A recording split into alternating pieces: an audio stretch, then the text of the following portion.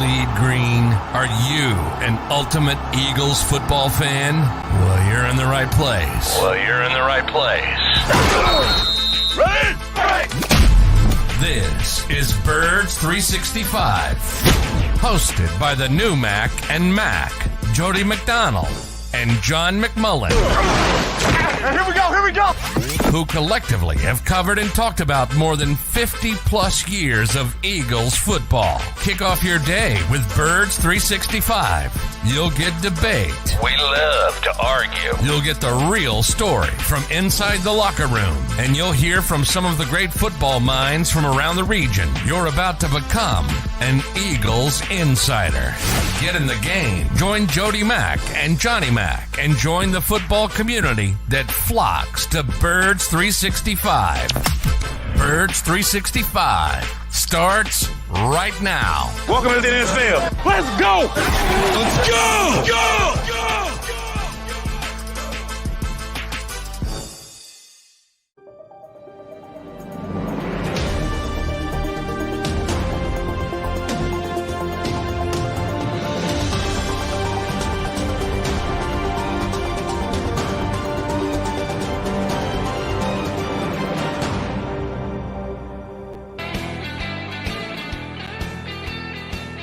And a good morning, Birds fans. Thanks for streaming in here on Birds 365. You got the Mac and Mac guys, John McMullen, Jody McDonald here hanging with you. As the healing continues, is it really healing? After the Eagles' last second, very disappointing, borderline debacle-like loss to the Seattle Seahawks. John, now we're 24 hours more removed from when you and I talked yesterday. The game didn't get any better looking on film. The standings didn't change at all. They are where they're at right now. And the Eagles went their separate ways after they got off the plane. When they touch back from Seattle, they'll finally regroup as a team today. What do you think an extra 24 hours does, either positively or negatively, for the Philadelphia Eagles? Well, I think time heals all wounds, but so it always helps as you get further away from the most recent debacle a little bit. And I still think the best Christmas present they could have gotten is about to arrive on Christmas, and that's Tommy DeVito and the Giants offense. Now, I do think the Giants defense has been a little bit better, so might be more concerned with the Eagles offense all of a sudden. But we'll see how that shakes out. We got plenty of time to talk about that. I do think after watching the game, and this is typical of any game, it's never as bad as you think. It's never as good as you think if it's really good. And there were some positives. I thought, you know who played really well? Nick Morrow. Really well. Linebackers play, and I thought Leonard played okay too, and they didn't even play him all that much. They were in big nickel as much as they were in two linebacker sets. Yeah, I didn't think he played badly, but Morrow played well. You're right. Yeah, Morrow played really well, and he had the one hiccup, and really he's been a solid player most of the season. I thought Jalen Carter played really well. And I think they should, moving forward, they should try to build this defense around him. I thought Ringo played really well, getting thrown into the deep end. And, that's one of those things that, he did not play well in practice when we got to see practice, and we talked about it, and did not look ready. There's some players who just aren't good practice players, and they're so gifted. When you throw them in the deep end, they tend to show up a little bit. I don't know if that's going to be him. It's obviously a very small sample size, but I thought that was a positive, getting him out there. And Sidney Brown, I've talked about a lot, had a terrible day tackling. I'm not trying to hide that fact, but you just see the skill set, the ability. So if that clicks at some point, I think you might have something down the line. And then offensively early, that my biggest concern with the offense is they were moving the football early. They were running the ball pretty well, mixing it, quick throws. And then they got away from it. and they got bogged down, and they're always looking for stuff down the field, which was my biggest criticism of the final drive and even the Quez Watkins play. Why are you pushing things when you're moving the ball? They're playing too deep. They're playing, take what they're giving you. So I don't know, and that could be Nick Sirianni, that could be Brian Johnson, that could be Jalen Hurts, could be a combination of all three. But that remains a concern. Yeah. So I think, as you get farther away, you start to get less emotion, more logic. And there were some good things, but a loss is a loss. That's when you get to the end, that's the bottom line. Now, I'm not the biggest Quez Watkins fan, and I'm only half kidding. No, I haven't gotten that. Hasn't come across on that. Then let me double down on it for you.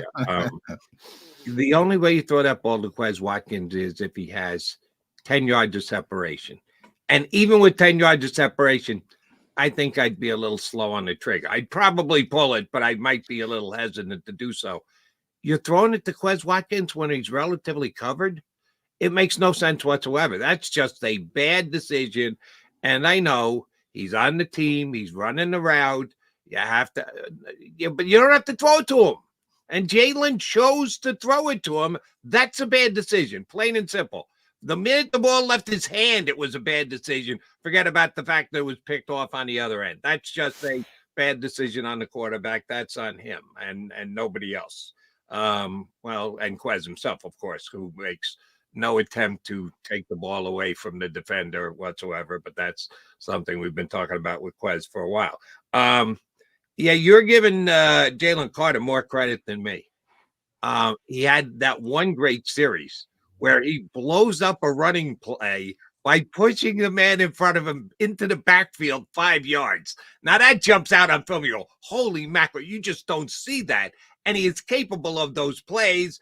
And then 2 plays later, he gets the sack, which, oh, by the way, they ruled it was an incomplete.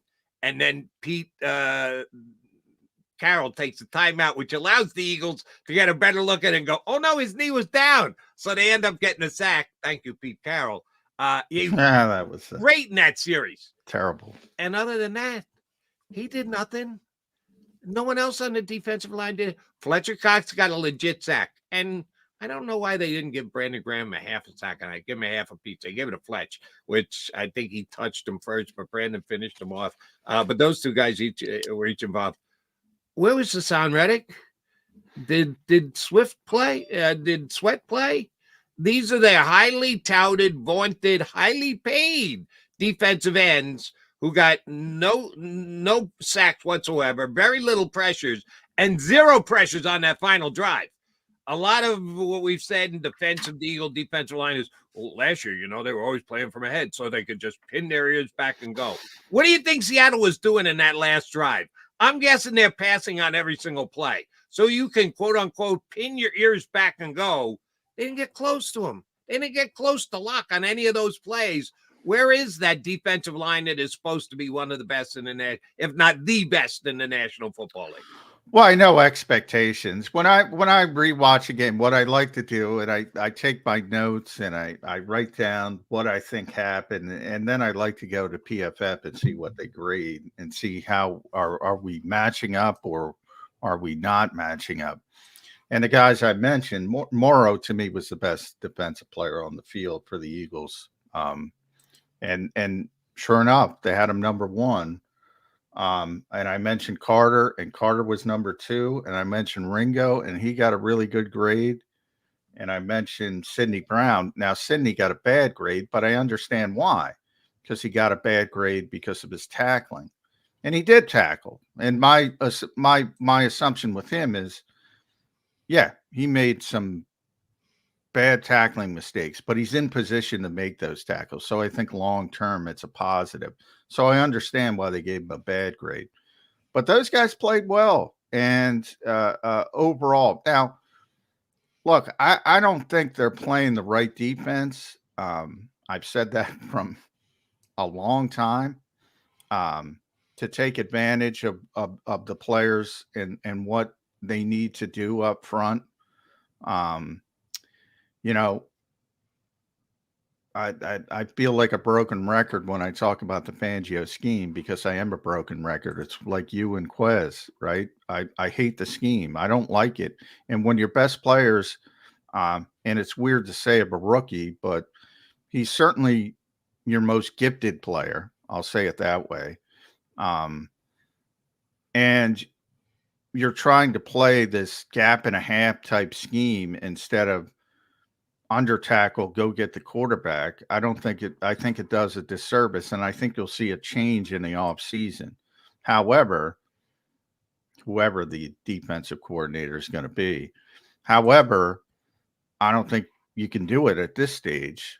So part of it is that, and they're going to try to make do in the final weeks of the season and the playoffs, however long that lasts. And I think it'll be better. I've said it pretty consistently, but I think a lot of and it was better in Seattle, but a lot of that has to do with the competition and the competition coming up. And then when you reach Dallas or Detroit or San Francisco, that's going to be the true test. And my assumption is it's not going to be pretty defensively. So you're going to have to outscore those teams. You're going to have to win a shootout. Are they capable of winning a shootout? And we go to the offensive side of the ball. Right now, they don't look capable of winning a shootout. So to me, it's a little bit more disappointing on the offensive side of the ball because I know what they're working with defensively at this stage, and it is what it is. They're not that good on the defensive side of the ball. Offensively, they should be good, and they're not that good right now. Now, should the defensive line be playing better? The defensive front, yes, they should be playing better. You mentioned Sweat. He had a bad grade. I didn't mention him. He's struggling. Hassan Reddick was average, but you need more than average. Yeah. Milton Williams was average, but you need more than average. Fletch had a pretty good grade. They gave him, but I wasn't wowed. Brandon Fletch got one of their 2 sacks. Brandon had 2 sacks all game, and Fletch got one of them. I think Fletch had a surprisingly good year. I got to get Chris Long on this show. Chris Long went on a rant about context yesterday on Kevin Clark's show, and it was partially pressures, but even if you take pressures out of it, just context in general, it was a great rant. I got to try to get him on the show. Because it was using quarterbacks because that's the easiest example. Scheme, what you're playing matters. So I was, a lot of people said when San Francisco was here and they were going up and down the field, what would Jalen Hurts do with those weapons? Jalen Hurts actually wouldn't be that good in that offense. And vice versa, Brock Purdy, if you put Brock Purdy in this offense, he wouldn't be good. The context matters. And, you can't just pluck somebody and say, oh, go do it. The whole thing of coaching is you're supposed to take advantage of the players you have and what they do best. Those to me are the best coaches. A lot of the guys are just, their scheme or die. And the Eagles seem to be that too much defensively. Now they've shifted now. So hopefully it changes because Matt Patricia is not a Fangio guy, but there's only so much you can do in season. You can't, and you can't shift, and you have the personnel for that defense, and you've been playing that defense for almost 2 years. There's only so much you can do. All right. So let me pose a question to you. And I know we got to stay in the moment. And remember, they got 3 games to go, 3 winnable games, 3 games they're going to be a favorite in. And oh, by the way, 12.5-point favorites over the Giants. Yeah. Has Las Vegas been asleep for 3 weeks? Have they not watched the Eagles play the last 3 weeks? That's more to say about the Giants than the Eagles. 12.5 points. I don't agree with Vegas, but that's just me. What's the chance that, and I know a lot of it hinges on what the Eagles do in these final 3 games and then whatever playoff run they make or don't make. What's the chance that Matt Patricia's the defensive coordinator here next year?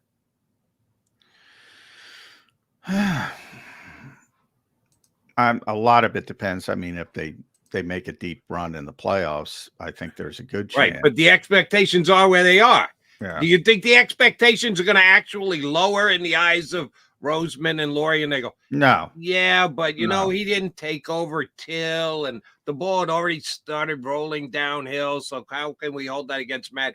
Or do you think the expectations are where they were at the start of the season, which is we're going back to the big game? Yeah, I mean, it's going to be either way, it's going to be a disappointment. As I said, if they go out early, there's going to be scapegoats, and whether Nick Sirianni wants there to be scapegoats, he's going to be forced to start the scapegoating process. We've already seen that with Jeffrey Lurie, so I think that's comfortable to say. I don't know where he is with Matt Patricia, to be honest, because he didn't have a relationship with. Do you believe it's Jeff Lurie pulling all the strings? No.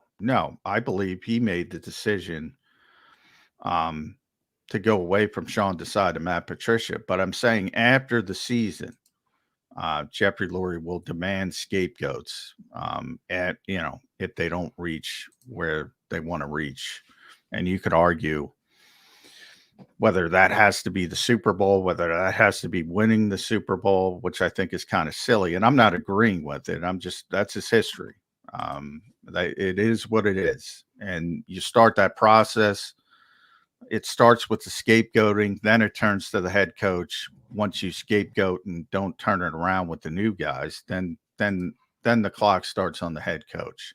That's sort of how it works around here. As far as this particular decision, by all indications, from everything I get, it was Nick's decision. Obviously, he has to get the approval of Howie Roseman, Jeffrey Lurie. You can't do something that just walk in the building and say, hey, I'm doing this. So they have to be on board. But they didn't force him to do it. Now, he doesn't have a history with Patricia. He didn't have a history with Sean Desai. Those were both, as I said, how they do it. When Nick has certain guys like Kevin Patullo, Jason Michael, guys like that, he was close to, and he put them in specific jobs.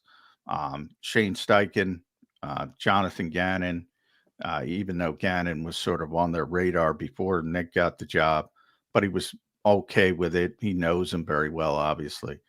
And then there were other positions where he didn't have a handpicked guy. And in those instances, Howie gathers a group of candidates and Nick would choose the one he likes. That's sort of what happened at defensive coordinator. Didn't have a history. Obviously, the plan was to go with Vic Fangio, but the timing didn't work out. And they went and got a direct disciple of Vic Fangio. Made sense. But Nick didn't have a relationship with him. He didn't have a relationship with Matt Patricia either. And Howie sort of turned things in that direction. So I don't know where he is with Matt Patricia. As they work together on a day-to-day basis, maybe they've grown closer. Maybe they have a better relationship. Maybe they have a very good relationship. Maybe it's just he's better than Sean Desai type of thing, and I want to go get my defensive coordinator after the season. Could be any of those avenues. But you think Nick's going to be the one making the call, not above? Now that in the offseason, no, everything's on the table. Everything's on the table. Because that's what I asked. I said, what's the chances that Patricia's going to be the defensive coordinator next year? So that means an off-season decision. Everything's on it. That'll depend on how they finish. If Jeffrey comes in and says, no, I don't like it the way it finished. I don't like it. You're in Doug Peterson realm. That's what happened to Doug. Doug said, I want Mike Rowe back. I like Mike Rowe. He's growing in the position. He's getting better. And Jeffrey said, no. He even went out and said it to us, kind of trying to push the envelope, saying, now, a lot of people forget in 2016, Jeffrey wanted Frank Reich fired. Yeah. And Doug pounded the table for him. and got him back, and then the rest is history. And now he's the savior for a lot of people. He wanted him fired. So a lot of the off-season stuff depends on how they're going to finish. But even if they finish well, I assume the assumption there would be, and say by finish well, I don't mean win the Super Bowl. If he wins the Super Bowl, he can do whatever he wants. Right. If he loses, say, in the NFC Championship game, and they lose to San Francisco by, I don't know, 17 points or something like that. So not terrible, but not good either. Then you started saying he might want certain things. He might say, you know what? It's not working. Your thought process with the defensive side of the football. I want to go in a different direction. So everything's on the table in the offseason. Now, I think part of it may be how much is Patricia willing to adjust his mindset?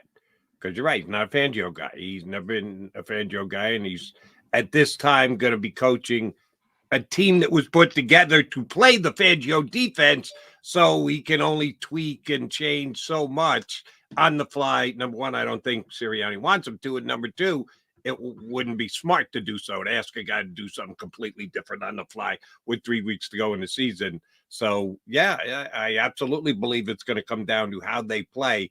And if Patricia really wants the gig, will he be able to find that compromise position between what he truly believes in and what Sirianni is looking for out of his defensive coordinator, if Sirianni has got the juice to dictate who the defensive coordinator is going to be. All right, he's McMullen. I'm McDonald. That makes us Mac and Mac. It's a Wednesday, so we're hoping to hear from our boy down the shore. That would be Mike Gill of 93.7 ESPN, the Sports Bash. Gill jumps in on Wednesday mornings. He is expected next here on Birds 365. Go to get your game on. Go for the beers. Go for the cheers. Go for the hit and the hits. Go for the stakes and the stakes. Go to get your parlay on. Go to get your party on. Go for the scene. Go for the screens. Go for the gallery. Go for the win. Go to Ocean. Visit theoceanac.com to plan your visit. At Pond Lehocky, we've recovered billions of dollars for our clients, and we're confident we can do the same for you. With over 250 years of combined courtroom experience, we've helped over 100,000 injured clients obtain some of the largest settlements in Pennsylvania. One conversation is all it takes to help you and your family get back on track. If you've been injured in an accident, give Pond Lehocky a call. They're carving them up, and good play calling along the way. First and goal at the 6.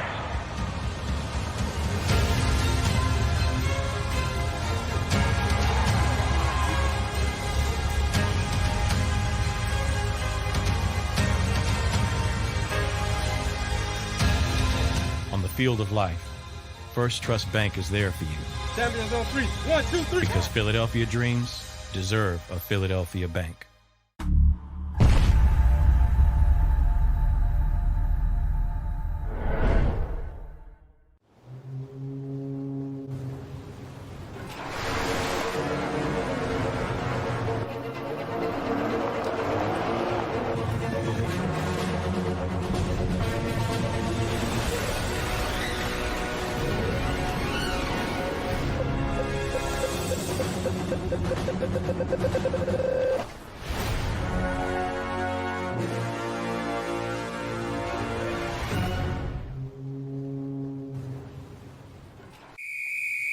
Underdog Fantasy has a way for you to play alongside your favorite football team all season long with their Fantasy Pick'em game.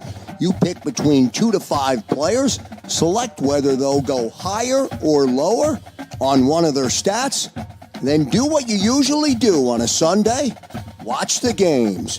You can win up to 20 times your money in a single game by going 5 for 5. It's a fantasy game, and the Sports Betting Show wants you to get involved. Go to UnderdogFantasy.com. When you sign up, use the promo code WIN, and Underdog will double your first deposit up to $100. That's UnderdogFantasy.com. Use the promo code WIN. Do you stream on a Roku, Fire Stick, Google TV, or Apple TV? Now you can watch 6ABC 24/7 with the 6ABC Philadelphia streaming app. And the big story on Action News? Search 6ABC Philadelphia and start streaming today. EAGLES, Eagles.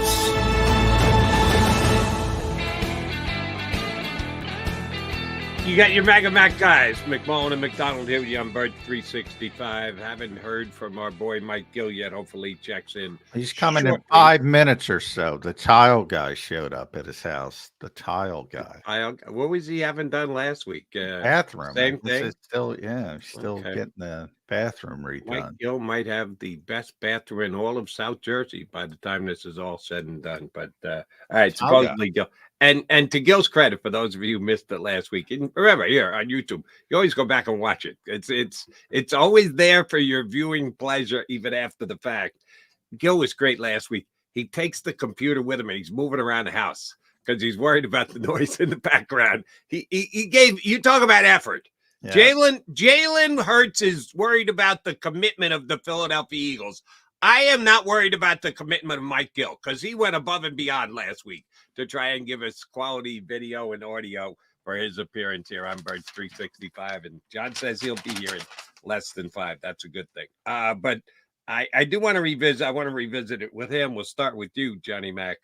The whole Jalen Hurts wonders about the commitment of the Philadelphia Eagles. That was a both enlightening and a fear-evoking quote for me. They tried to follow up on him and so, well, what do you mean by the committed commitment might not be what it needs to be? The commitment of the team are committed enough. And Jalen went down the road of, well, I don't have a dictionary to define commitment for you. Really? You said it. Now you're going to try and hide behind you're not sure what the definition of commitment is. Well, then why'd you use that word? Jalen knew what he was saying. He just thought better of it in quickly 2020 hindsight.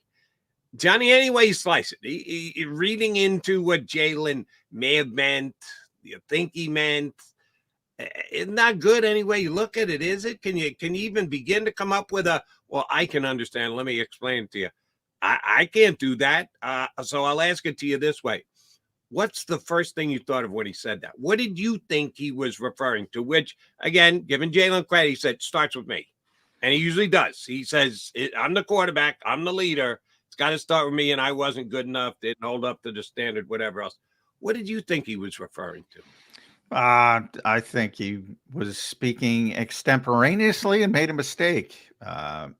We didn't execute. I think he said blah, blah, which is his usual robotic. Remember, he was sick, so who knows? Maybe he had a fever. And then I think I said, I don't think we were committed enough. Right. Just got to turn it around. I think he was speaking in game. And then, people jump on that and say being committed enough. And you know me on press conferences, I'm like, these guys aren't under oath. So, sometimes we as reporters act like, we got him cross-examination. What do you mean by commitment? And then he threw out the dictionary. You're giving him a pass for that last night. Yeah, I'm giving him. I'm not.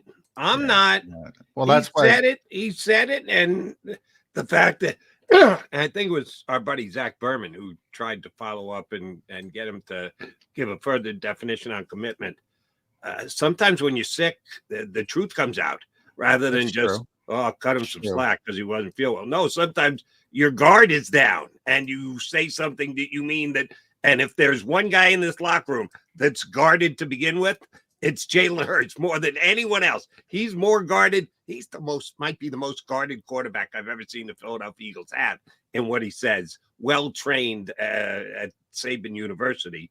I thought he let his guard down and actually said something that was worthy of follow up and trying to figure out.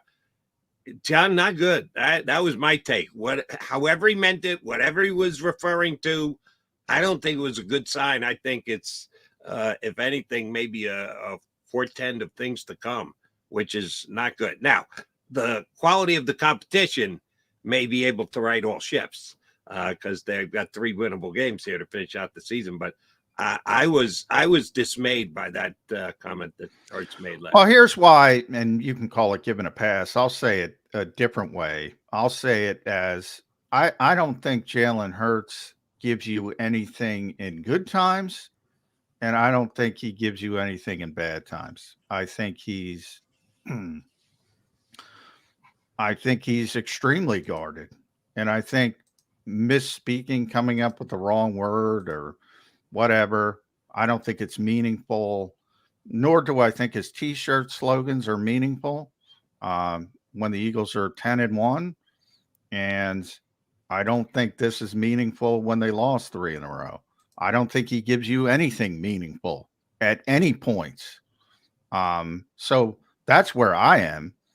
You got nothing from Jalen Hurts, nothing. And that's in good times and bad times.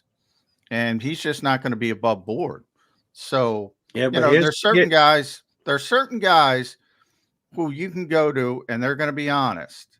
And I can know there's a couple obvious ones, and I see Mike Gill. We could pop Kelsey's, Lane's, Brandon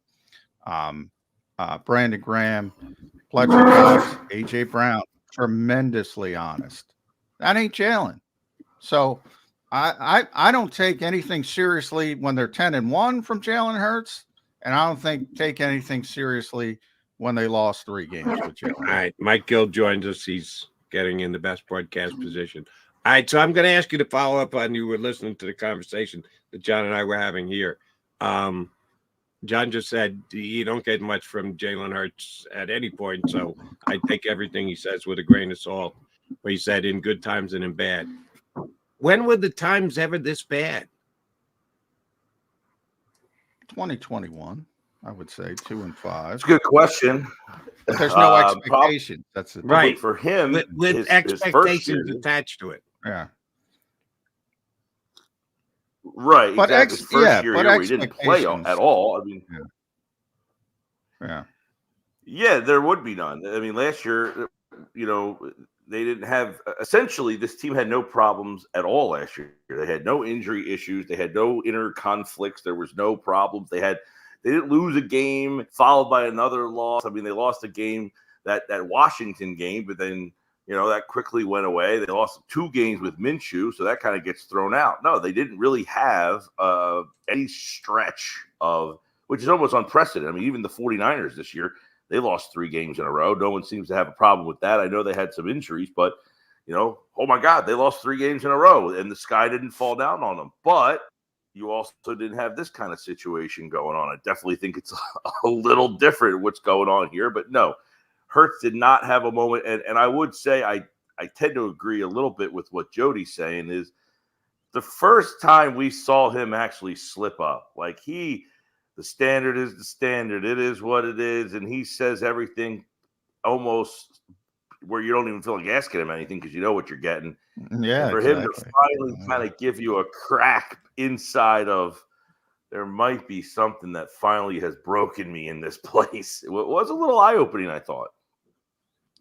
Yeah, I took it the exact opposite way of what you were just saying, Mike. It's, you don't get anything from the guy to the point where, it becomes a chore to ask a question. And then it became, because remember, if the follow-up, he reverts, I don't have a dictionary on me, whatever he said. Well, don't you take that as his moment of, I just said something I really didn't want to say, and now I just want to get out of this mess. Yes.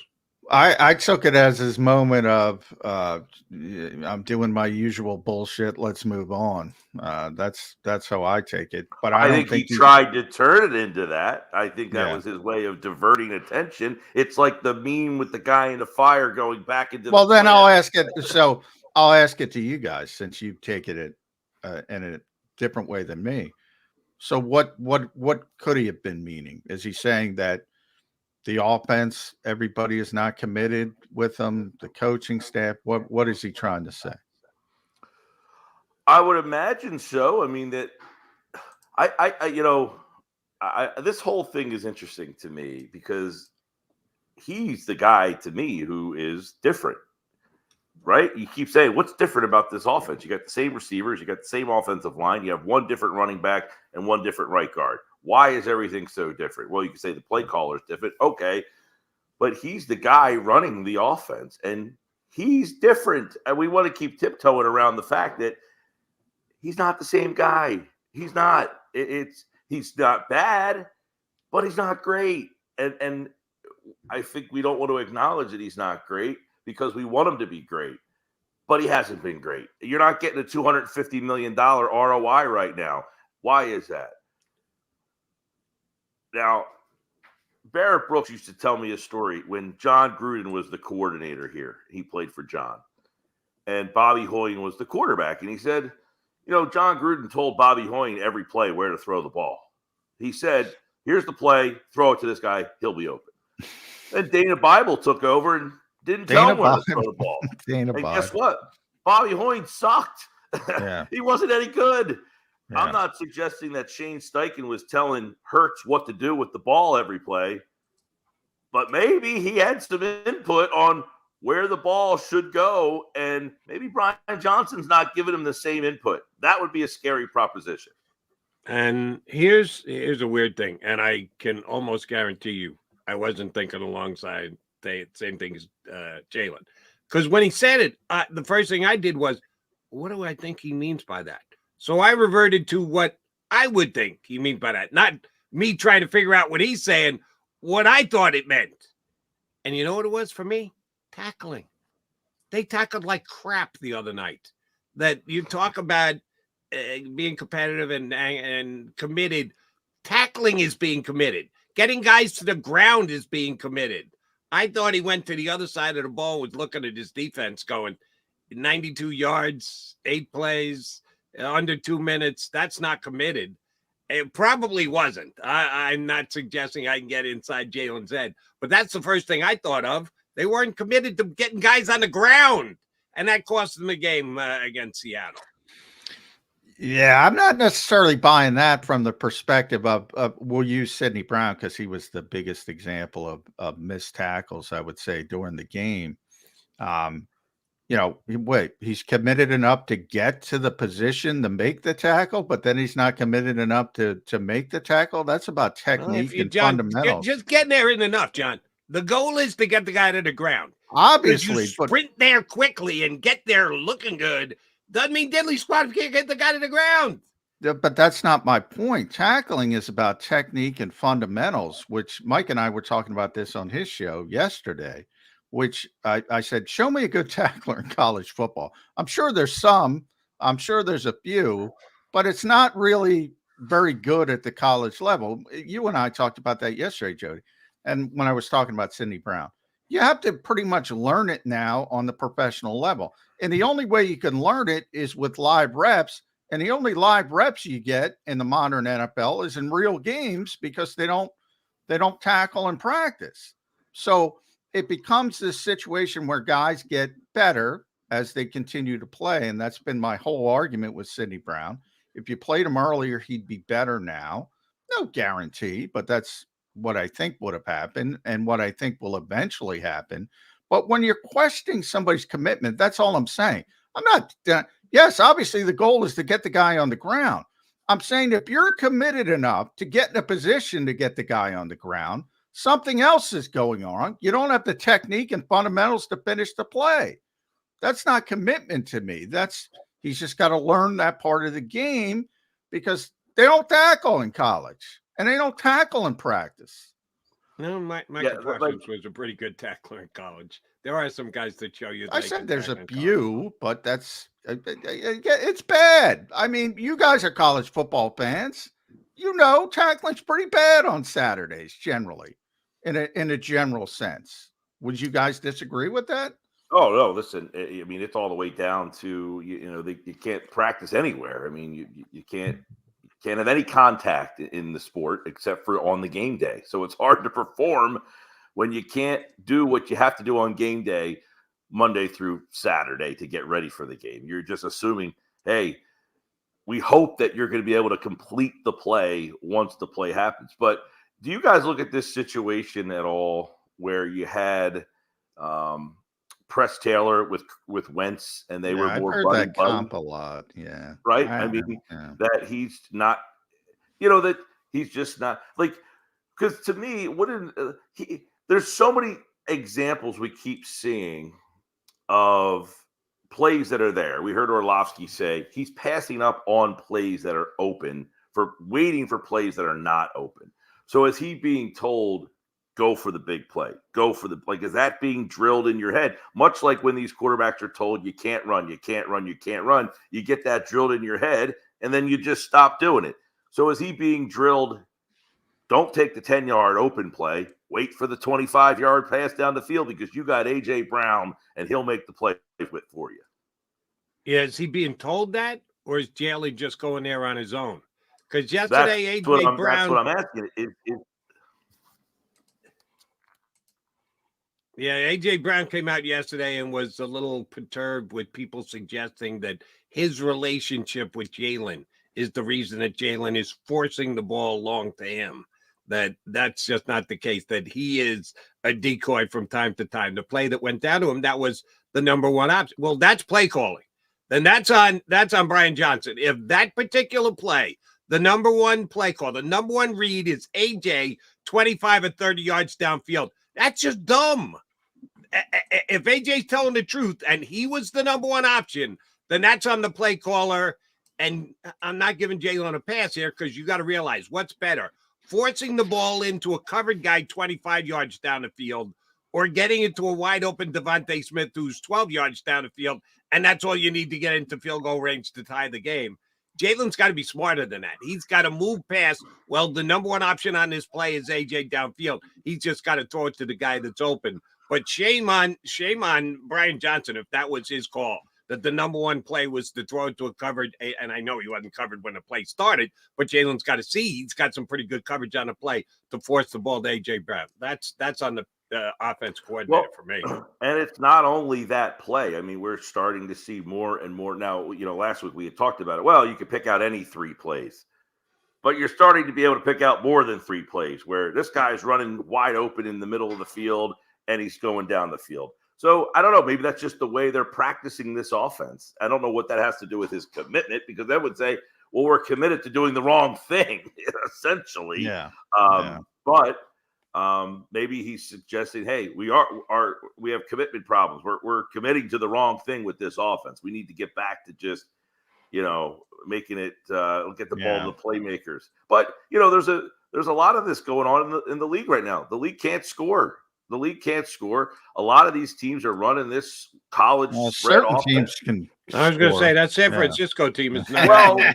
But what's the difference in their offense? They're not running this college spread offense that the defenses have now built. They've caught up a little bit. Yeah. Right. The defenses over the last couple of years have started to get personnel to match. You're going to spread us out. We're going to go get defenders that match that. Well, now San Francisco says, you got that small defense, and we'll go get and run a West Coast 90s style offense. Good luck. So the teams that have kind of transformed their offensive thinking, Dallas does it. They've switched essentially. San Francisco is another one. I think you look at the Rams. It's another team that's kind of switched a little bit. Their offense is starting to take off a bit, and the defense has matchup problems with those teams. Now, they have good players, don't get me wrong, but so do the Eagles. We brought this up during the 49ers game. Do the Eagles have any worse personnel on offense than San Francisco does? I mean, you might prefer a Deebo Samuel type of receiver over an A.J. Brown. Are you going to tell me that he's definitively better? That's asinine. I mean, are you going to tell me Brandon Ayuk is definitively better than Devonta Smith? No. Kittle and Goddard, you might like Kittle a little bit better, but is it definitive? You like the Eagles' offensive line better than the San Francisco offensive line. How is that offense that much better? Well, they have much better play calling and design. So I think it kind of tells you the root of some of the problems here. Yeah. Well, and by the way, you're talking about the players, but I think we're burying the lead in this situation. I argued, if Nick Sirianni, I was watching a Netflix spy documentary, and I was thinking to myself, if Nick Sirianni was a double agent and purposefully wanted to ruin this week for the Philadelphia Eagles, he couldn't have done a better job. Could not have done a better job. how he handled that situation. Embarrassing. You can't go strong enough to the adjectives. It was interesting because, Mike, you brought up the 49ers. They lost 3 straight games. And I think everybody defaults to Trent Williams being hurt, Christian McCaffrey being it was Christian, right? Who was hurt? No, it was Debo. So it was Trent and Debo being hurt.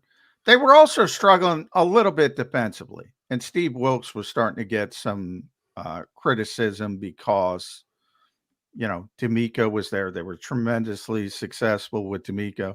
So they were getting some of the same questions. What's wrong with the defense? What's wrong with the defense? Kyle Shanahan didn't blow out Steve Wilkes. And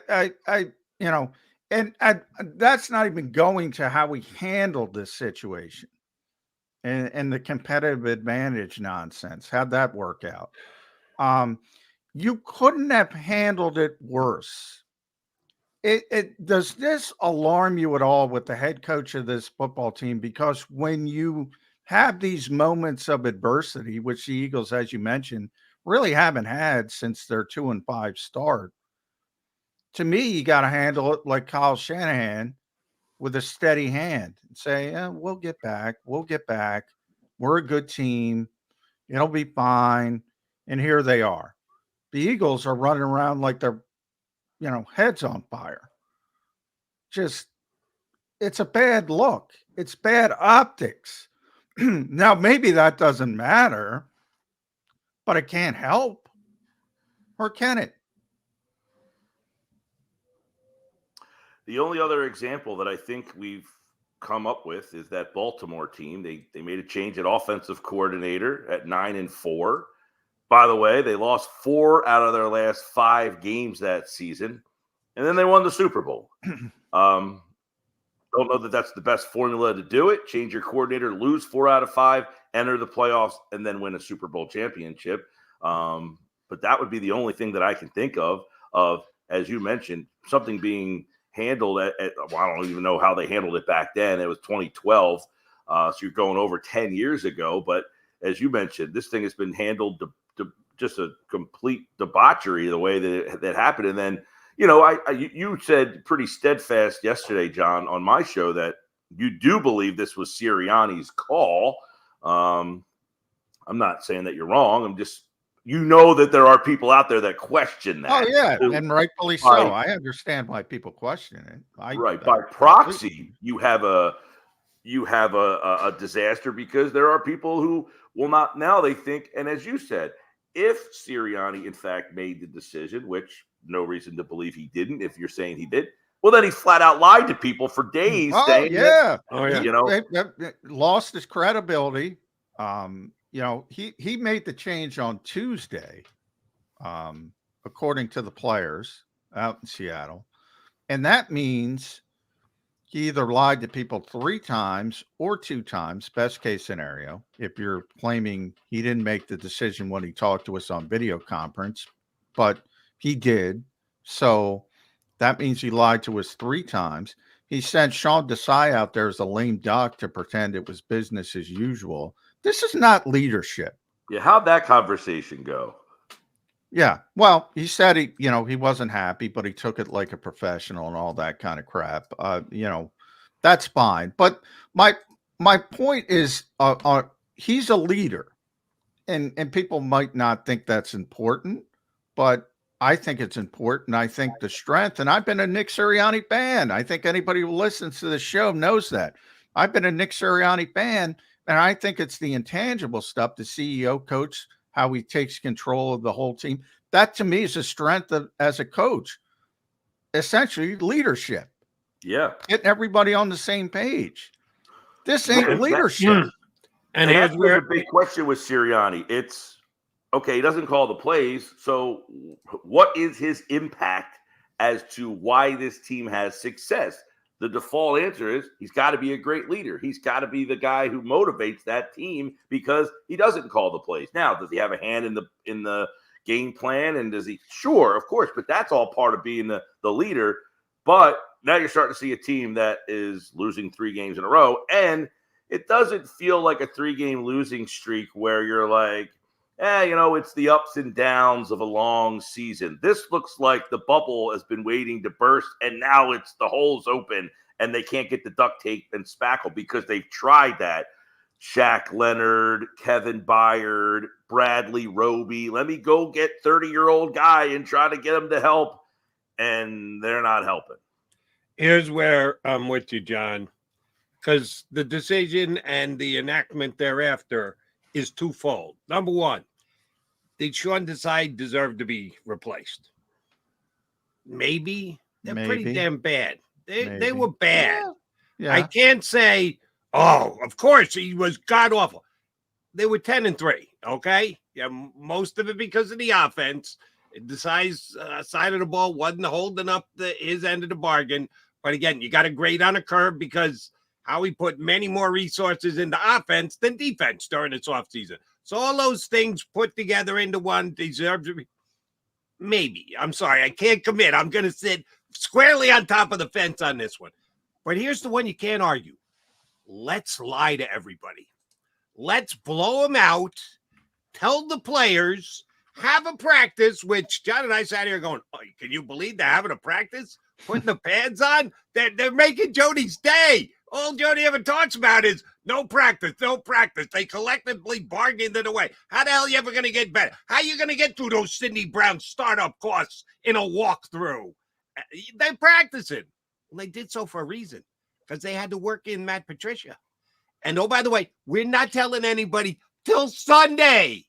If the decision was made on Tuesday and it doesn't leak out till Sunday, Jay Glazer on Fox, they did a pretty good job of keeping it in-house. Yeah, they did a real you're good asking job. every single one of your players to keep his mouth shut.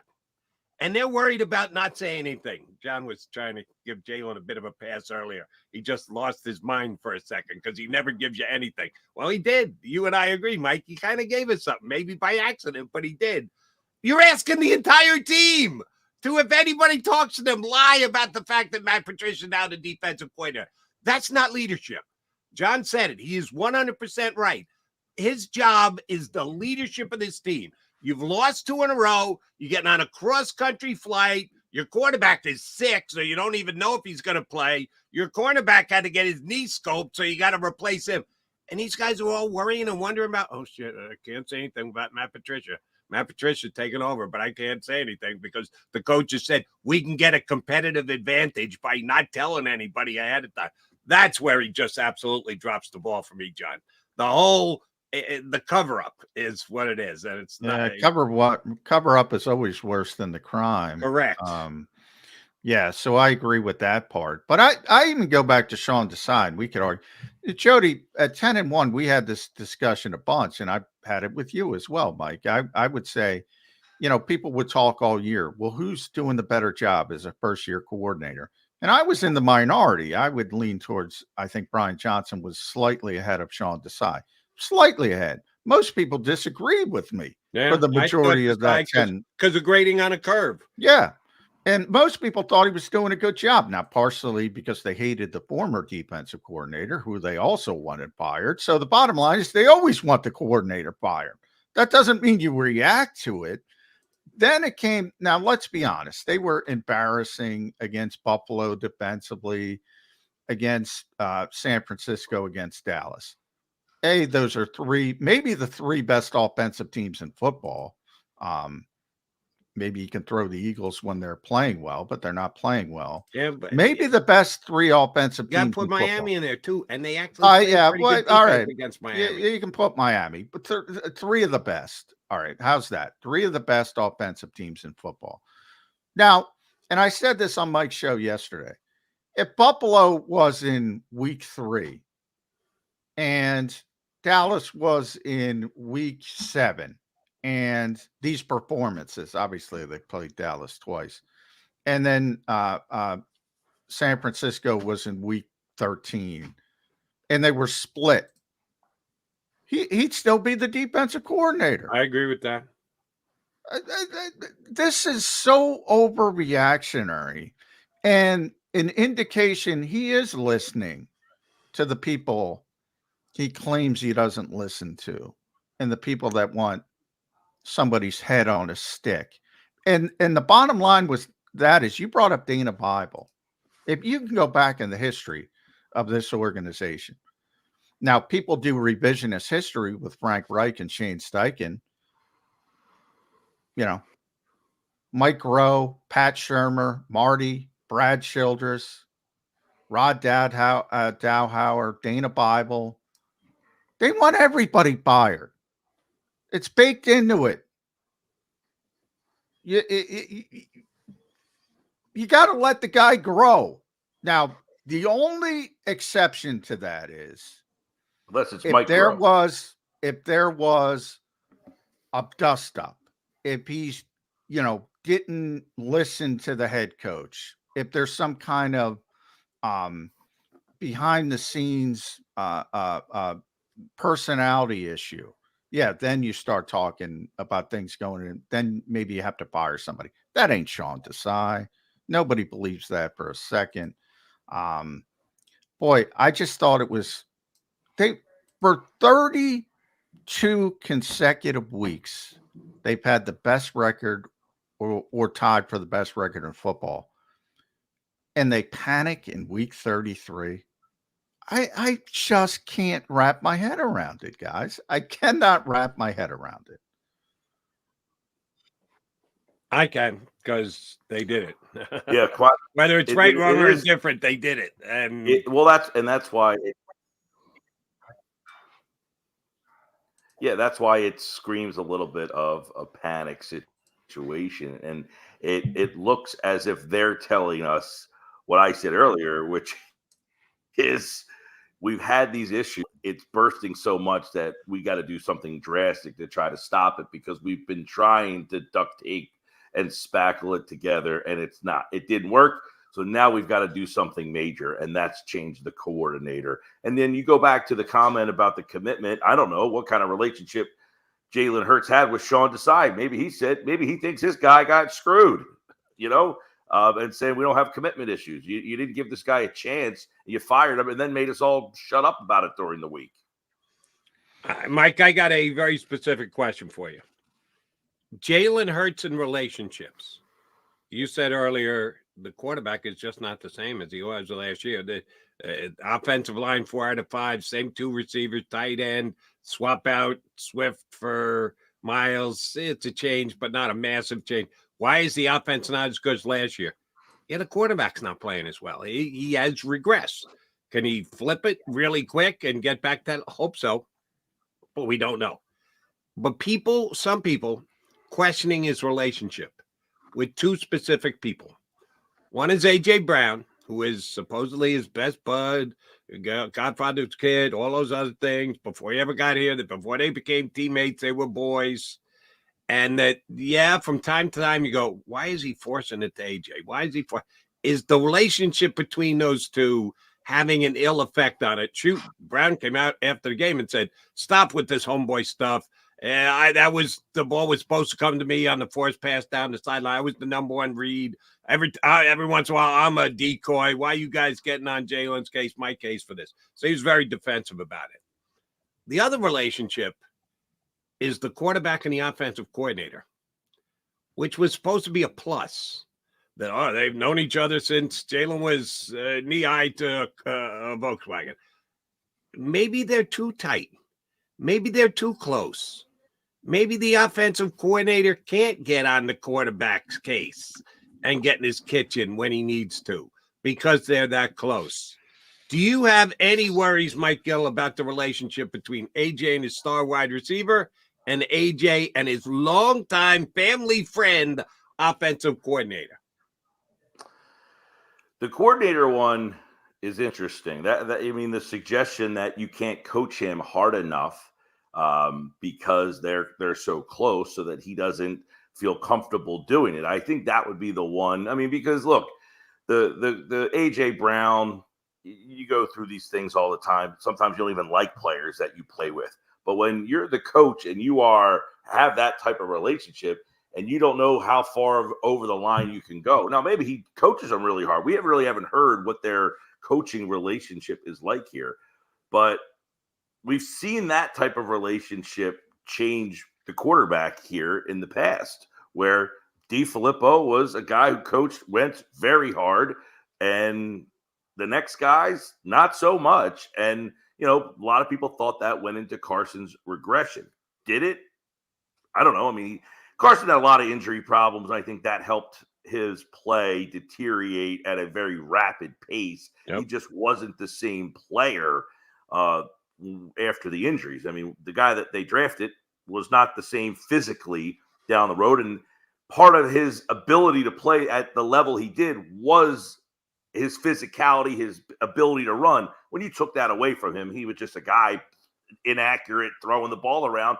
So the coaching aspect of it for Hurts is interesting, because is Brian Johnson pointing out his flaws and telling him what he's doing wrong? And is he doing it in a way that Hurts is processing it? It seems that everywhere he's gone, he's had these tough coaches on him. Does he finally have that? It kind of lines up weird, because you hate to bring up his contract, but it's finally worked out in his life where he has been the underdog. He's been coached hard. He had his dad. And I finally don't have any of that. I got the money. I got the starting job. No one's taking it from me. I finally don't have to be the underdog.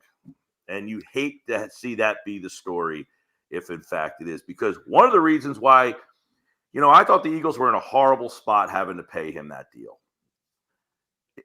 You had 2 seasons to read. One was very mediocre. The other one was almost an MVP. You weren't allowed to pay him in the middle and say, well, you only did this 1 year and you did that 1 year, so I'll pay you in the middle. You had to pick one. You had to let him keep playing on the mediocre deal, or you had to pay him to be the great guy. You couldn't say, we want to see more. So you picked the great one. And now he has that deal based on that. And I said, you know what? This guy, his whole life, all he's done is work hard. He's worked hard. That's been his narrative. Whenever you asked anybody about him, it wasn't, man, he's so accurate. Man, he's got a great arm. Man, he makes all the right reads. He's the best leader I've ever been around. So why would you question that he would not work as hard? And I'm not questioning that. That's why I think the deal that he got, I wasn't all that worried about. And not that I'm saying I'm about it, but is all these things now, we're all human. Has it all caught up to him that, man, I'm making $215 million. I got the starting job. What more am I fighting for if this is all the narrative about me leading into this? So I hope that's not where he is. If the coach is also now enabling that mindset, the coach is the guy who says, come on, man, just because you got your stuff doesn't mean you have to quit working as hard. Yeah. And I don't work. And you wonder. At Mike Gill's show. Wonder, I talked about with Carson Wentz, are these injuries starting to hit him a little bit where it is lessening his play? Yeah, I would think that more than anything else. At Mike Gill's show on Twitter, X, 97.3, the Sports Bash, all for the rest of the year, though. Is that correct? You're done, Gill? Done for 2023? Yeah, well, we got a lot. Yep, I'll be back January 2nd. January 2nd. Tell Josh, I don't know if I'm going to be there. I think Nick Sirianni's going to talk at 3:15 today. We'll see. We still don't have the schedule. But I will say about Brian Johnson before you go, people forget the difference, because I've heard the Press Taylor comparisons a lot. One, Press is a very good coach, and he's an example of the nonsensical scapegoating of this organization when you don't reach expectations. So I think part of it is the fan base here thinks he was a really bad coach. He's proven since he's not. And by the way, the Eagles told you for years, hey, this guy's a rising star. And then when they needed a scapegoat, they kick him in the butt on his way out the building. So part of that is crap. And then Jalen Hurts, all anybody talks about, son of a coach, loves hard coaching. Nick Sirianni yells about him. All of a sudden, you can't yell at him. I don't buy that for a second. I think there's a lot of issues with this team, but it's not because Jalen Hurts can't be coached hard by Brian Johnson or anybody else for that matter. No, but Brian Johnson is a guy unto himself. Their relationship is their relationship. Father-son is one thing. Head coach, quarterback is another thing. father's former player, now you're offensive coordinator. You don't, John, if you don't know, sure as hell, Gill and I don't know, but we don't see enough of how Jalen and the offense coordinator interact to know for sure how that relationship goes. People always want the coordinator fired in this town. Always. I didn't call for his head. I just I'm not talking about you. We're contemplating. We're wondering about. A lot of the fans who want Sean Desai gone, Brian Johnson gone, Jonathan Gannon gone, everybody down the Dana Bible who Mike Gill brought up and probably should have been gone. Sometimes they should be gone. Everybody. Doesn't matter who it is. You're going to want the next guy fired. So be very wary of that. That's very true. All right, Mike Gill, thank you very much for coming on. Enjoy your downtime, brother. Have a happy holiday. That's Mike. See everybody. On Birds 365. I think his speaker was on a little bit delayed today. I don't know. I think we got a lag when he goes away from the tile man. So wherever he usually does it, then we get a lag. And we didn't even ask Gill about his T-shirt. More importantly, will the bathroom be done by the time Mike Gill returns here to Birds 365? All right, McDonald, McMullen, quickie timeout. We're running late. We are a mere 12 minutes away from being joined by Chris Franklin from NJ.com here on Birds 365.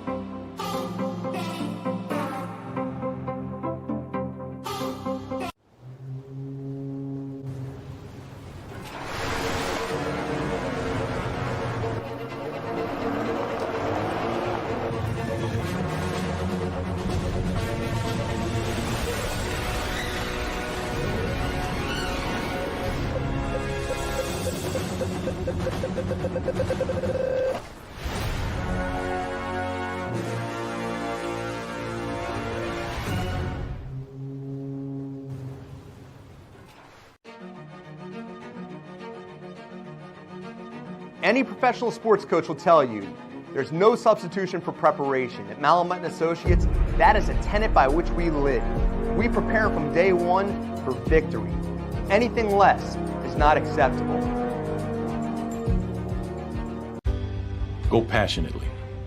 Go fearlessly. Go confidently. Go Birds! Go confidently towards your goals with First Trust, Philly's hometown bank for nearly 90 years, and the official bank of the Philadelphia Eagles. We're focused on getting you over the goal line. So go with conviction, go with trust, Go Birds! and go forward with us by your side. First Trust Bank, the official bank of Philadelphia dreams. Oh, and go Birds. Underdog Fantasy has a way for you to play alongside your favorite football team all season long with their fantasy pick'em game. You pick between 2 to 5 players, select whether they'll go higher or lower on one of their stats, then do what you usually do on a Sunday, watch the games. You can win up to 20 times your money in a single game by going 5 for 5. It's a fantasy game, and the Sports Betting Show wants you to get involved. Go to UnderdogFantasy.com. When you sign up, use the promo code WIN, and Underdog will double your first deposit up to $100. That's UnderdogFantasy.com. Use the promo code WIN.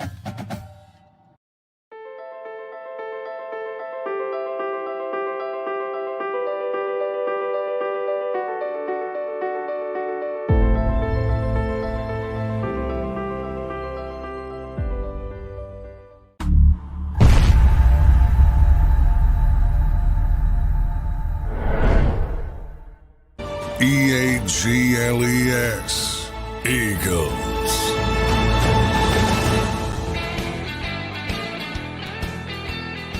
Johnny Mac and Jody Mac, your Mac and Mac Birds 365 guys hanging with you on a Wednesday. Are we assuming it's a walkthrough Wednesday today here, Johnny Mac? There's no way. No, there's no. They're not getting padded up again today. No, they're playing. They're not even practicing. Remember, it's a Monday game. Yeah. What am I thinking? They're playing Monday. So Christmas. My bad. Nick Sirianni's going to have most likely a virtual press conference at 3:15. That should be a fireworks show. But it's a good thing it's virtual. It allows them to kind of move on a little bit easier than we guys are actually in the same room with them, does it not? Well, he got through some of it in Seattle. And then we'll see. I should say Matt Patricia is going to talk about the defense. So, now, is that happening tomorrow? Or is that? Don't know yet. Don't have the schedule, but it will happen. I don't know. Remember, whoa. Timeout, Philadelphia. Sean Desai's still the defensive coordinator. Why would Matt Patricia be talking to you guys? Well, that's what I said. They could have done that and said, Sean's the defensive coordinator. And I joked, use him as the press secretary, so to speak, and not have Matt talk. Technically, they could have done that. I go back to Doug Peterson's last season when the Eagles didn't have an offensive coordinator, partially because Jeffrey Lurie and Howie Roseman wouldn't let him name the guy he wanted to be offensive coordinator. And they kind of rotated that year, did some different things. But, in Seattle after the game, his first question was, why did you go from Sean to Matt? Who made that decision? When was it made? And he went through all that. And then it was, why did you make it? And then it was, who has the final say on defense? And he said, Coach Patricia. And at that point, I checked with the NFL. He said it. He's got to talk. So if he would have said, and I don't know if he wants to do it. I'm saying, but he could have softballed it the way and said, hey, Sean's the defensive coordinator. Sean's going to talk. But if you say Matt's in charge of the defense, it's not the titles that matter. It matters who's in charge, and he's on record, so he can't get away with it now. And, oh, by the way, as you've noted now here a couple of times, they hung Desai out to dry last week. They had already made the decision, and they let Desai go up there as the defensive coordinator to answer the question about what. So they did that to him once. Now, if they attempted to do it to him again, if Sirianni had walked that fine line as you were just potentially describing, if he'd gone down the road of, well, it's a combination effort. We've decided that Sean's better in the booth, and Matt might be better down on the field. They could have hedged. They chose not to, which I'll give them credit for at least doing that. They didn't try and string it out. They could have done that to decide. If they did that to him, it was bad enough what they did to him last week, but that would have been just stone cold embarrassing. Remember, it happens a lot on the offensive side of the football. And Andy Reid's a good example of this. And Doug Peterson, as I mentioned, was an example. Sometimes they change play callers, and you don't even know it. Andy toggles back and forth. He would let Doug call plays, maybe for a half here and there. He would let Eric Bieniemy call plays sometimes. Sometimes he'd take it back. He does the same thing now with Matt Nagy. He's done it for years. And nobody knows unless you tell them. And Doug Peterson, nobody knew. Nobody knew. Rick Scangarella and Press Taylor were doing some of the play calling until he told us. Nobody knew. With Nick Sirianni. By the way, and I know this is really old news, but I get it. You're trying to make a point. You don't believe that was Peterson's call, do you? I always believed it was Andy's call. I think Andy, for different reasons, number one, trying to get guys up to speed, do the right thing by his coaching staff, have a different voice on the headset. There were a lot of methods to Andy's madness. It was completely Doug's choice. Doug loves play calling, and Doug, they were struggling offensively, and it was very limited. You don't think there was a push from above on that? No, because they weren't calling plays. They were calling. Rick was calling, I believe, and I could be getting the opposite. One was calling red zone, and one was calling hurry up. That's it. Not the whole game. One was calling specific situation, hurry up situations. One was calling red zone. I think Rick was red zone. I think Press was hurry up. I could be conflating that, but they weren't calling the game. They were calling just specific. It was completely Doug's idea. He wanted to get a spark, blah, blah, blah. It didn't work. But nobody knew. No, and I don't even have to go back to Doug Peterson. Nobody knew at the time Nick Sirianni gave up play calling to Shane Steichen. Nobody knew until weeks later when he admitted it. Nobody knew. He gave it up for the Chargers game in that season. Nobody knew. Go back. Nobody. So you can do it in a certain way. As I pointed, you could do the same thing defensively, and you could have not told anybody. And just, if Matt wants to do it from the sidelines, just have him come down from the coach's box, have them both down on the sidelines. And then you could have went through the whole season with Sean Desai's, the defensive coordinator, run him up like a press secretary, as I said, do all the press conferences, talk about the defense, and really Matt Patricia. And they, he probably would have admitted it after the season. But teams do it offensively all the time. Why can't you do it defensively? I'm not saying that's what they should have done. That's what they should have. I'm saying they could have done it if they wanted to handle it in that fashion and not create this uproar, because they've created this uproar, which has created panic. And then you start, and Jeffrey Lurie's history isn't Nick Sirianni's problem. Howie Roseman's history isn't Nick Sirianni's problem, but he should know their history. Right. That it could become his problem real quick. Yes. He should know their history, and he should know the fuel this would have put on the fire. It's all part of it. And I just don't think he handled it well. And the way you laid it out, John, and I'm going to lay this at your feet and Chris Franklin's feet and every other Eagle beat reporter's feet, then aren't you kind of like obligated every week to ask the quarterback, and who's calling in the plays to your headset? You kind of need to get that confirmed or denied on a week in, week out basis that it is someone, not someone else, because if there's a history of it going on here in this organization for weeks at a time and nobody knowing about it till after the fact, I guess you got to check it every week and just make sure. Who was calling them into you there, Jalen? You sure it was your former father's player? And again, it's not just Philadelphia. It's more offensively than defensively, because offensive play calling is more intricate than defensive play calling, to be honest. But it happens all over the league, and it's sort of baked into the process when you're struggling. Some guys just want to spark. Some guys want to change. So it can happen a whole different ways. Andy's the best example because Andy's so ingrained, and Andy takes pride in his guys going on to become head coaches, and he wants to get them ready for that. So he takes pride in that part of it. It's generally only a good thing in Kansas City. In other places, it's not necessarily a good thing. But in the case of here with Shane, it was obviously a very good thing. So, and I can pretty much assure you that it will not be Paulie Walnuts calling into the plays to Tommy DeVito this weekend. It's going to be Brian Daboll. Will not be Christopher Malasante calling into plays. Sean Stellato getting axed by Tommy DeVito because he turned into a giant what when he had the opportunity to make a little bit more money.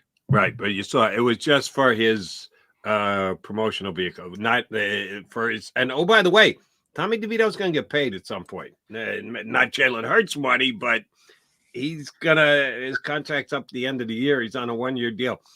He's going to do okay. Come on, Sean. He's You're going to make price some money. gouging after one win. He's price gouging. He did, and that's why good on Tommy DeVito. He said, no, I agreed to do it for this price. I'm going to do it for this price. We can't gouge thereafter. So he told him, yeah, I'll be handling this myself. But he did not fire him as his agent for the upcoming key negotiation he could have during this offseason. All right, he's McMullen. I'm McDonald. We see Chris Franklin in our guest waiting room. He is chomping at the bit to join us here on Birds 365.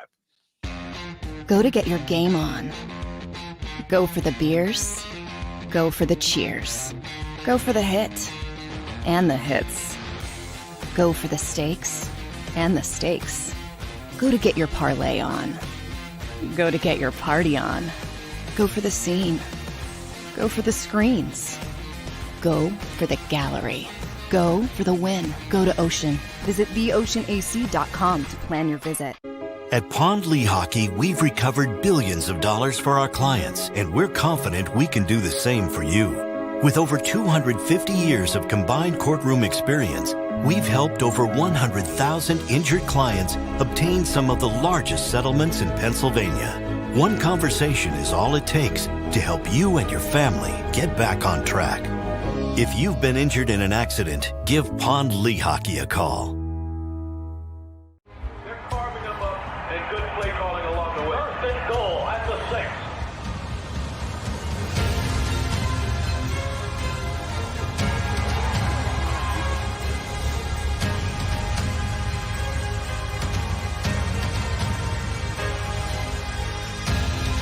On the field of life, First Trust Bank is there for you. Champions on 3. 1, 2, 3. Because Philadelphia dreams deserve a Philadelphia bank.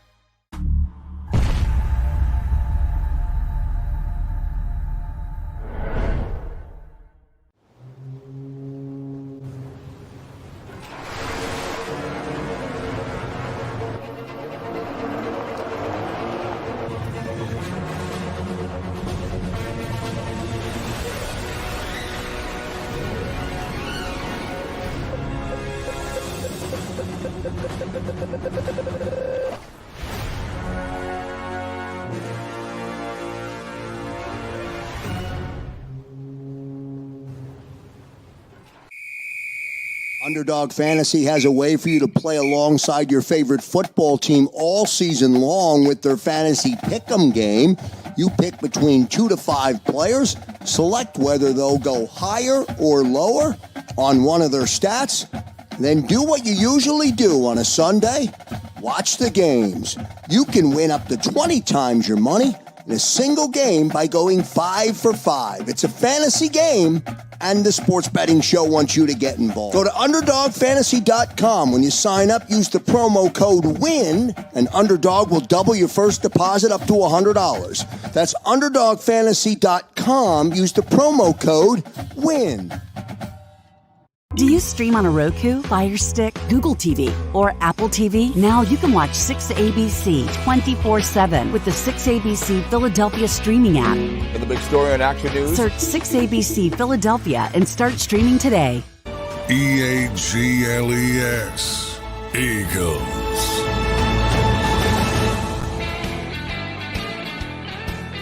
Johnny Mac, Jody Mac, and Christopher Franklin. You're Chris Franklin. I'm just double checking. You are Christopher, right? Yeah. I'm in trouble. That's the only time I usually hear that. Like, Christopher, like, oh no. Oh, crap. I didn't do it. The reason I ask is because some people have Christian as a first name. And you just assume that it's Christopher, and I could be completely wrong. I didn't want to be calling you something that you're not. So thank you. Let's go with Cristobal. How about that? I've been called a lot worse, trust me. Yeah. I've been called way a lot worse sometimes too. So yeah, I'll take crystal ball, whatever. It's not some of those words that one of the 7 words or what have you else. Crisscross Franklin. Maybe your parents were inventive when they had you back when and wanted to have some fun with your name. Never mind. Here's the question I got to ask for you, Christopher Franklin. Out there in Seattle, when you were out there, did you, on that massive amount of money that NJ.com pays you, did you bring back any fish for the wife? Yeah. First off, unfortunately, there's no wife. So yeah, and for Mom. Then come on, you could have come in with a big halibut for Mom and said, "Mom, have at it Christmas Day." Oh, this is a joke. Now, I can't do that because having to travel back because you don't want to be the guy bringing the fish on the plane. You don't Come on, you don't want to get away with it, Franklin. Look at that face. Yeah. Who's gonna give him a hard time? Well, I'm always usually the random, quote unquote, random guy in TSA. The last thing I want to do is bring a fish and go like, dude, what are you doing? And then I had to make a stop in Phoenix. So you want the heat to get to that? The heat, the heat on top of it. You had to fly to Phoenix and God bless both you guys, because when you fly and the routes that they take, go through, awful. How the hell do they make you go 1,000 miles south to go 3,000 miles across the country? Yeah, I've been close. I had to go first on the way through there. I had to go to Dallas and then go way up, and then that way. Yeah, so it was it helped the miles a lot, but still, it's crazy to see that. Did you catch, because it's you got to catch the fish from a pike place, so you gotta sit there and catch the 40-pound fish. Did you do that? No, I didn't get a chance to go there because I was so beat. I was so beat from the first flight. And then also all that craziness happened on Sunday too. So I was like, well, there goes that. I got to see the Space Needle, which was pretty cool. Go up there. Yeah, I'm glad you bring that up, Chris, because people say, oh, you get to go to all these cities. That's cool. And it's like, you're so tired. You don't do anything. You're in, you're out.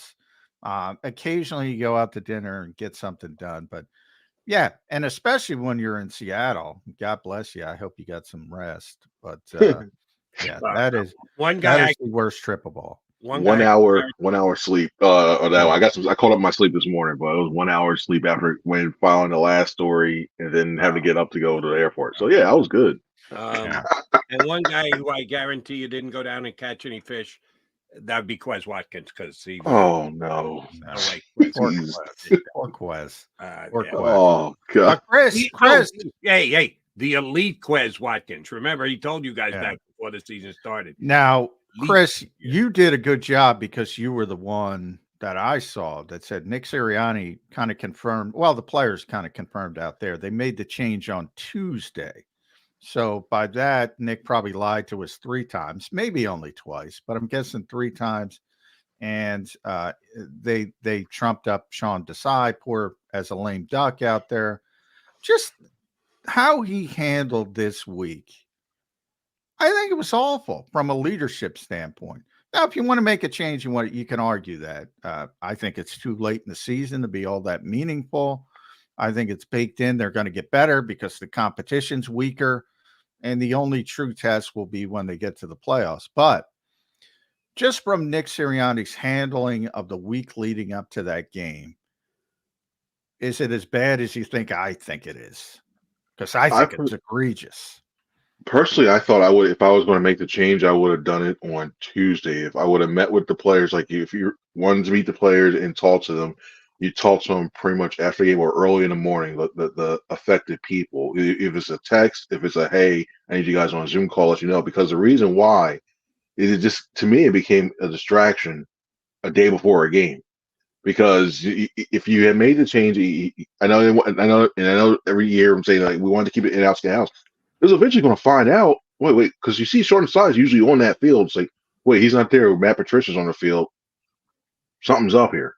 So I look at the way they handled it. It was handled. I thought it just could have been. It could have been done. Just have it done a little bit earlier in order to and do that process. The announcement. I'm not talking about the announcement, the leak out. I'm talking about the way he handled it. Obviously, in-house, the guys knew, and they did a good job for the most part. Until somebody leaked it to Jake Laser. By the way, I can figure out who that is, but I'll keep that to myself. But but beyond that, just the way he handled it in-house, and you bring up a good point. He talks about competitive advantage to a ludicrous degree. I think it's so overrated. But if he wanted to keep a true competitive advantage, and he wants to argue that point, put them both on the field.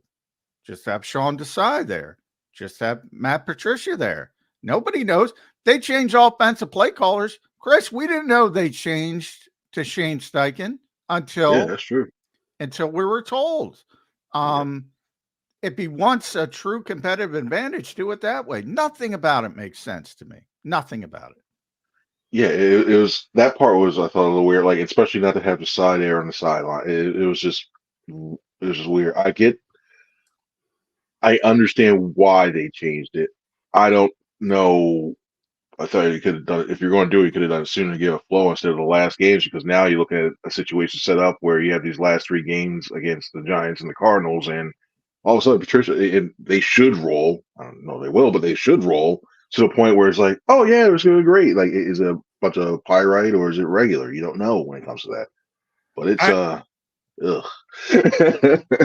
Poorly. Oh, real quick, I gotta jump in. Breaking news. We need a breaking news sounder, Zander, from our buddy Mike Garafolo. The latest hit. Landon Dickerson, thumb surgery, expected to miss minimal time. Won't be placed on the IR, but minimal time means he's going to miss some time. So now you're not going to have Landon Dickerson. It looks like on Christmas.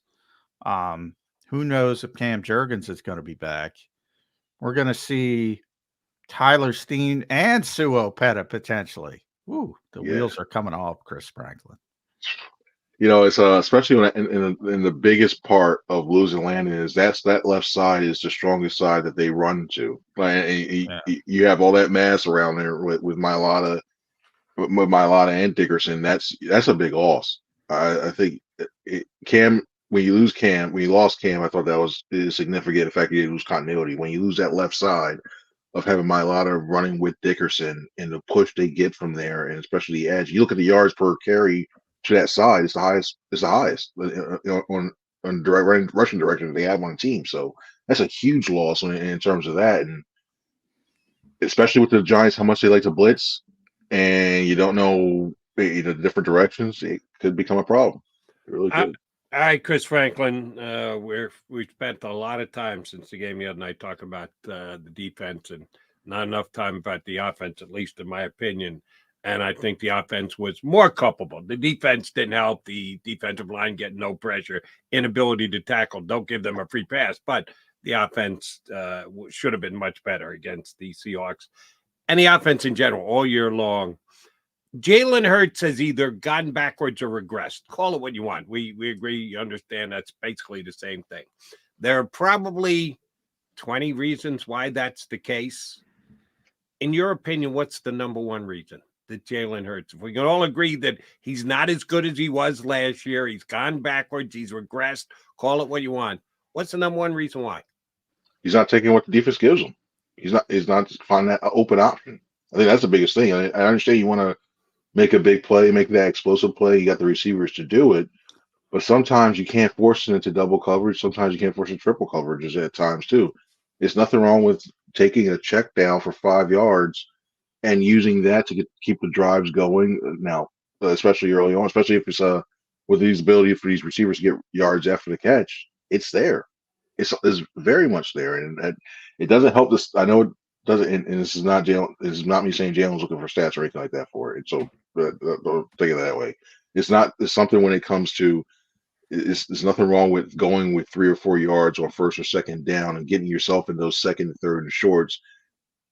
To the point where you have to now you're looking like okay, you got to force something in their third defense. What you're doing on third and long.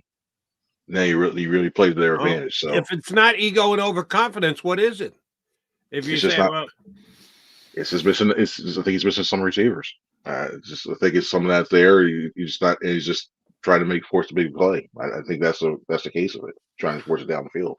Now, judging by social media, because I thought, we don't know. We don't know the progression on certain plays. That's why I always try to tell people to be careful. When you take screenshots or whatever and say so-and-so is open, maybe that's not where the progression is supposed to go. Nick talks about it all the time. Now, AJ's out there battling with fans, as he's wont to do on occasion, explaining that he was the first read on that particular play. And I don't even want to go. That's a bad play call in that situation. Yeah. Because all you need is getting in field goal range for Jake Elliott. And even if that play's completed, you're at maybe the 20-yard line with 6 seconds. So you make it an easier field goal, but there's not really a great upside. It's not like you're going to get a touchdown. Mm-hmm. But the larger point to me is, and it could be Slay, could be Kenny Gainwell going back to the halftime incident. We haven't talked about this. This team's got to get off social media. Can you even do that in this era? No. I mean, they got to get away from it. It's toxic, and it's affecting them, I think. At least certain players.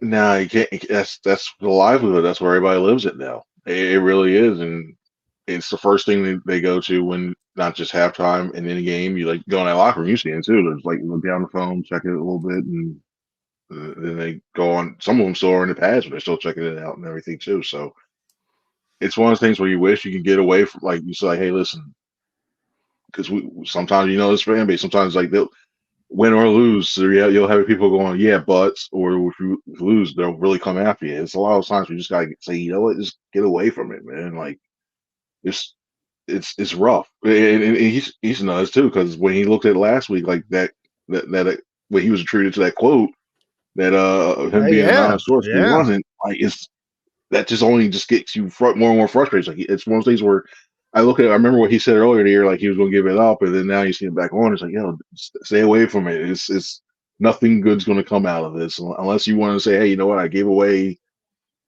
X, Y, Z for a toy drive or whatever. You want to see what people say after that? All right, yeah. But other than that, especially around time of year, but right now, just stay away, especially during the losing streak. And I think even worse than social media is podcasts. The Slay podcast could be very detrimental to this team going forward. I'm sorry. What are you getting on my case for? I played perfectly. Everybody else didn't. Throwing his teammates under the bus. That was because he had to have the surgery and he wasn't around for the tail end of this week. That became a much lesser story. But that could have been a huge divisive story as well when he's calling out his own teammates after a game in which you got your tail kicked as a team by the Dallas Cowboys. Hey, I did my job. What are you getting on my case for? Is this team splintering, Chris Franklin? I don't think they're splintering yet. Just the way I think you usually can tell, like when you can usually tell in a locker room when it's splintering because there's a lot of that quiet and it's a lot of that. But I don't think they're splintering yet. It's one of those things where I think if they lose 2 more and they get bounced first round, we won't see them then. But I think it's one of those things that's when you start seeing things fly after that. I don't think they are right now. In fact, I wouldn't be surprised if they nipped it in the bud ASAP. Like somebody goes approaches them and go, "Yo, just tone it down a little bit." I wouldn't be surprised if one of the other people said that around there. Maybe Nick did too. Who knows? But I don't think they're splintering just yet. But the boat's shaking a little bit. The boat's shaking right now, especially losing Ghost to along to that. The boat's taking on some water, no question about that. But I think the schedule helps them out. I can't even imagine them losing. I guess I could imagine them losing one of the final 3, and that would probably be if they're not completely playing in week 18 for whatever reason. But the schedule lightens up. And that's part of my problem with the change of coordinator. You knew you were going to get better for these final 4 weeks. Now, if Nick Sirianni believes Sean Desai's that bad at his job, then you got to move on. So I got to believe he thinks he's that bad at his job and he had to move on. Otherwise, it doesn't make any sense because you're going to have this, and as you mentioned, you're going to have this improvement over the final month of the season. Now, most people are going to leave the context out of it, and then you're going to get to the playoffs. And maybe it's not even the first round, but then you're going to have to face Detroit or Dallas and then San Francisco if you're lucky enough to go as far as the NFC Championship game. And then you're talking about the offenses that you could not stop. I don't think anything's going to change from that perspective. They're just not equipped. Unless Avonte Maddox gets back. Is he the savior? The The practice window. Is he cleared for a walkthrough Thursday? The Have you found practice that out yet? window. The practice window is going to start this week. I don't know when they're going to do it officially, but it is going to start this week. Can a slot corner, and Avante's a very good slot corner, can he make a big difference on this team if he's able to get back? I think it helps a little bit, especially in between the numbers and what you can do with him. Because I thought when it comes to their defensive backs, I think he's their best blitzer that they have. And we saw him come off the corner at the edge a few times. So I think that he can impact you in some of those packages and that way. But I don't know if it's one of those things where you're like, all right, the defense is all cured, everything happens, and don't worry, everything is fine, everybody. Don't worry about this. I think there's still some issues with this defense that are beyond Avonte Maddox. He helps out a lot. But you got to put the caveat of how long will he last there, too. That's another thing, too. He just came back from that. You got to wonder how long he's going to be there. So it'll go a long way. And you mentioned those 3 easy games. I'm not so that Cardinals game. I noticed the Cardinals. I'm not so sure. Kyler can do some things. Yeah. And we've seen this defense with mobile quarterbacks and how they've hurt them in the past. So I don't think that game, the Giants games, I think they're manageable. The way this team's playing right now, I don't think it's going to be a cakewalk. I think it's going to be a little. I think their defense is playing well, the Giants' defense. But the problem with the Giants is they don't let Tommy DeVito do anything. They don't even let him do anything. So if they're down by a score, then they might let him chuck the ball to try to win a game, as he was able to do against Green Bay. But half of it is they don't even let him do anything. So you don't have to worry about explosive offense like Kyler Murray. So I know it's nowhere near when it comes to comparison because of the receivers the Seahawks have, but when it comes to Drew Lock, same thing. It's like one thing. It's like I look at them and I'm like, Drew Lock's a new Joe Webb in that aspect of is a guy you should contain, a guy you should have stopped, a guy who should not have marched that team down 92 yards down in the last 2 minutes. Should not nowhere near that. Even with the receivers you have, is Drew Lock, and let that happen as well too. So I think we're at the point with this team where you can't take anything too easily. You can't take anything. There's no gimmies. They lost that right. I think, especially with these losses, even though they're tough losses, but the way they lost is, I think those are the ones you can't get any gimmies with this team now. All right, Chris Franklin, I need you to put something on the scale for me. And I'm not talking about the fish that Quez Watkins dropped in Seattle. No, this is a different type of scale we're talking about. He didn't drop it. He didn't even get near it. That's the problem. Yeah, it's always the problem with Quez. On a scale of 0 to 10, 10 being, you'll have to excuse me, I've just soiled myself. 0 being laugh. Whoa. Laugh out loud. Disparaging laugh. Joker laugh. Your worried level of Tommy DeVito from, you bet I'm scared, he's Tommy DeVito, to laugh out loud. Come on. He and his agent will be on a Sopranos episode in the remake next week. How worried are you about the Tommy DeVito-led New York Giant offense? 0 to 10. I go 6. And the reason why I go 6 is he has some elusiveness. He starts some elusiveness, and just this defense. It's more against this. It's more about this defense as it is right now than it is him as a player. And when I look at the way they're playing, sure, okay, they got a little bit better last week, but there's still a lot of question marks, and he can move around a bit in the pocket. He's like the cheaper version of Daniel Jones. And I know that's not saying a lot, but when you look at the way that Daniel Jones has been able to pick up yards on the ground against team and win scramble drills and everything else, yeah, it's one of those things where he just gets, like, if it's 3rd and 7, he can get you 8 and first down, keep the drive going. Yeah. They stay on the field longer, and then Saquon just. All right, I'm going to stick up for Matt Patricia here, man. I'm going to stick up for Matt Patricia here. Now, look, they lost the game, they lost the game the way they lost the game, so I get it. But the bottom line is they gave up 20 points. They gave up under 300 yards. That's a game you should win with the Eagles' offense. I said it from the start. They should have won that. I blame the offense more than the defense for that loss. I'm at a 2 with the Giants offense. Now I'm with a 6 with their defense. They don't try to do anything. So it's partially on them. They don't even try to do anything because they have no confidence in the quarterback. So if they're not trying, and I realize the Eagles defense hasn't been good. And my biggest problem, by the way, is there were 2 3rd and 10s, including the game winner on that final drive, Chris. So 3rd and long, still a problem. James Bradbury, man, I love James Bradbury. It hurts me to say, but he is having a bad season. Great guy, but he's having a bad season. There's plenty of issues. But when the other team's not trying, I mean, you can't be that worried. I can't go past 50%. They won't even let him pull the trigger. So what's the worry about? Yeah, but John, you realize that in his last 4 starts, Tommy DeVito has thrown for more passing yards than Jalen Hurts did this past week against that Seattle. Well, Jalen Hurts was at 140. I just blame the offense was atrocious. What was he this week? 140? Right, but the Eagles are playing the Giants this week, which means Tommy DeVito against Jalen Hurts. Tommy DeVito's been as good, if not better, than Jalen Hurts. Quickie quiz for you, Chris Franklin.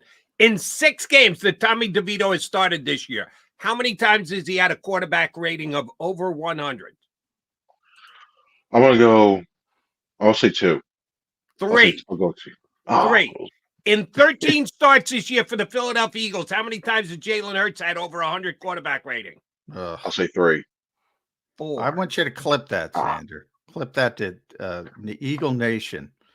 What was the exact quote you said, Tommy DeVito? Man, I already forgot it. But you're comparing Tommy DeVito to Jalen Hurts this season. Recently. Yeah, and John, you were the one who said, John, and I quote Chris Franklin, I wouldn't bet on Brock Purdy to win the MVP because I prefer to bet on someone who has an actual chance to win it.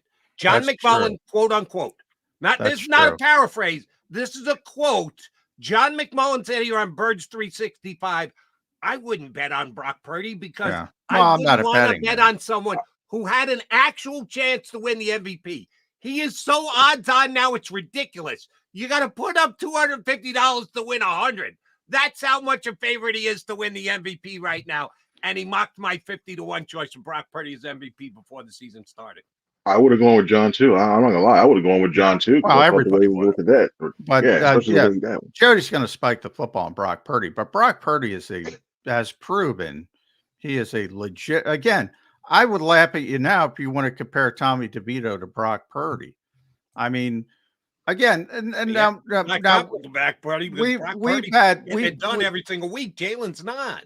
We can legislate Brock Purdy to the ends of the earth. And that's why I want to get Chris Long on the show to talk about context. Context matters. He's in a tremendous offense. Not his fault. He's doing a great job with it. The most impressive thing with Brock Purdy, I say all the time, Jimmy Garoppolo couldn't do what he did. So he's a hell of a lot better than Jimmy Garoppolo, who I'm not a big fan of, as Jody knows. He's a very good quarterback. But if you stick him in this disjointed Eagles offense, guess what? He's going to look like garbage because he doesn't, you got to scheme guys open. You got to get the football out of his hands quickly. Tommy DeVito? Yeah, I mean, what are we talking about here? What are we talking about? This guy's Jeremy Lin. He's going to be a footnote, and then he's going to be gone. Might be. He's going to be gone. He could very well be Jeremy Lin. Jeremy Lin lasted several months, John. Are you 100% sure that Tommy DeVito doesn't come in and Jeremy Lin? Yes, here's why. And again, you're looking at box score. I get it. He's had some impressive games. And again, I'm not looking at box score. I actually watched the game, John. I've watched the Giants play. Well, you just gave me statistics. So you're looking at statistics. Okay, so you need me to say it on camera. I've watched the Giants play these last several weeks. You know, Tommy DeVito has made some really nice passes. for the majority of the game, if you watch the games, because I've watched the Giants games as well, did they let him do anything in the first 3 quarters? Are they very safe? Are they very, did they even let him? John, if they did, chance? they should be fired. If Brian Dable comes out and lets Tommy DeVito play like Josh Allen, he should be fired. He should be on the unemployment line with Sean Desai. That would be mismanaged. That would be miscoaching. Of course, you're going to keep a quarterback who's never played in the NFL before somewhat under wraps. But when he's been asked to make a good throw and help him win a game, the Giants won 3 straight games. My point is worrying about this offense as an explosive offense against the Eagles defense, which has been struggling. Half of the battle is won for them because my entire point is they don't let them do anything, which you agreed with. If they're in a position to win the game late, and they said in Green Bay, and that was the quote from Brian Daboll against the Packers, go rip it. We got a chance to win the game. Go rip it. So if the Eagles are 17-14, say, and he comes up and says, go rip it to try to win the game, and they lose, yeah, you should shit on the Eagles. But throughout the entirety of the game, they're going to try to manage it to get to the point where they can steal the game. I'm saying the quarterback isn't going to win them games. The quarterback isn't fearful. The quarterback isn't. The game last week against Green Bay, John. I just explained it. I just explained the Green Bay game. That was and Chris has got to run. We're sorry, buddy. I'm sorry, guys. Yeah. He's got to write up to Landon Dickerson. Chris Franklin at C Franklin News and NJ.com. He got bogged down into one of our arguments. I apologize, Chris Franklin. Mom and Dad are fighting again. I can't take it anymore. Thank you, guys. I will see you later in the week, hopefully talking to the new de facto defensive coordinator. So I'm sorry, Chris, but yeah, you guys are good. We get bogged down into it. But thanks again, Chris. And we'll continue, yes, with our Tommy DeVito discussion. Yeah, I mean, that's the game I brought up, Jody. Brian Daboll said it, go rip it to win the game. And he did it, and he deserves credit for it. But the entirety of that game up to that, they're playing very, very limited offense because they don't have nor should they, as you yourself pointed out. Which is fine. Here's the only thing I'm saying, John. With the Eagle offense playing the way they're playing right now, we all watch the game on Monday night. The offense is struggling. Jalen Hurts is struggling. Can that not same thing happen this weekend against the Giants?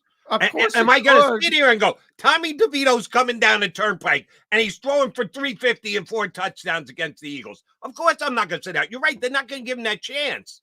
But can he do enough to keep them in the game and then potentially in the fourth quarter? Of course. Go down the field I don't know. Who can I use as an example? Drew Lock, 92 yards with less than 2 minutes to go. Could that not happen to the Eagle defense again this week? If you're dismissing it because he's Tommy DeVito, I'm telling you I disagree with you. What I'm dismissing is, and we were talking about the offense, have the defense struggling against the Giants. I don't think that's possible.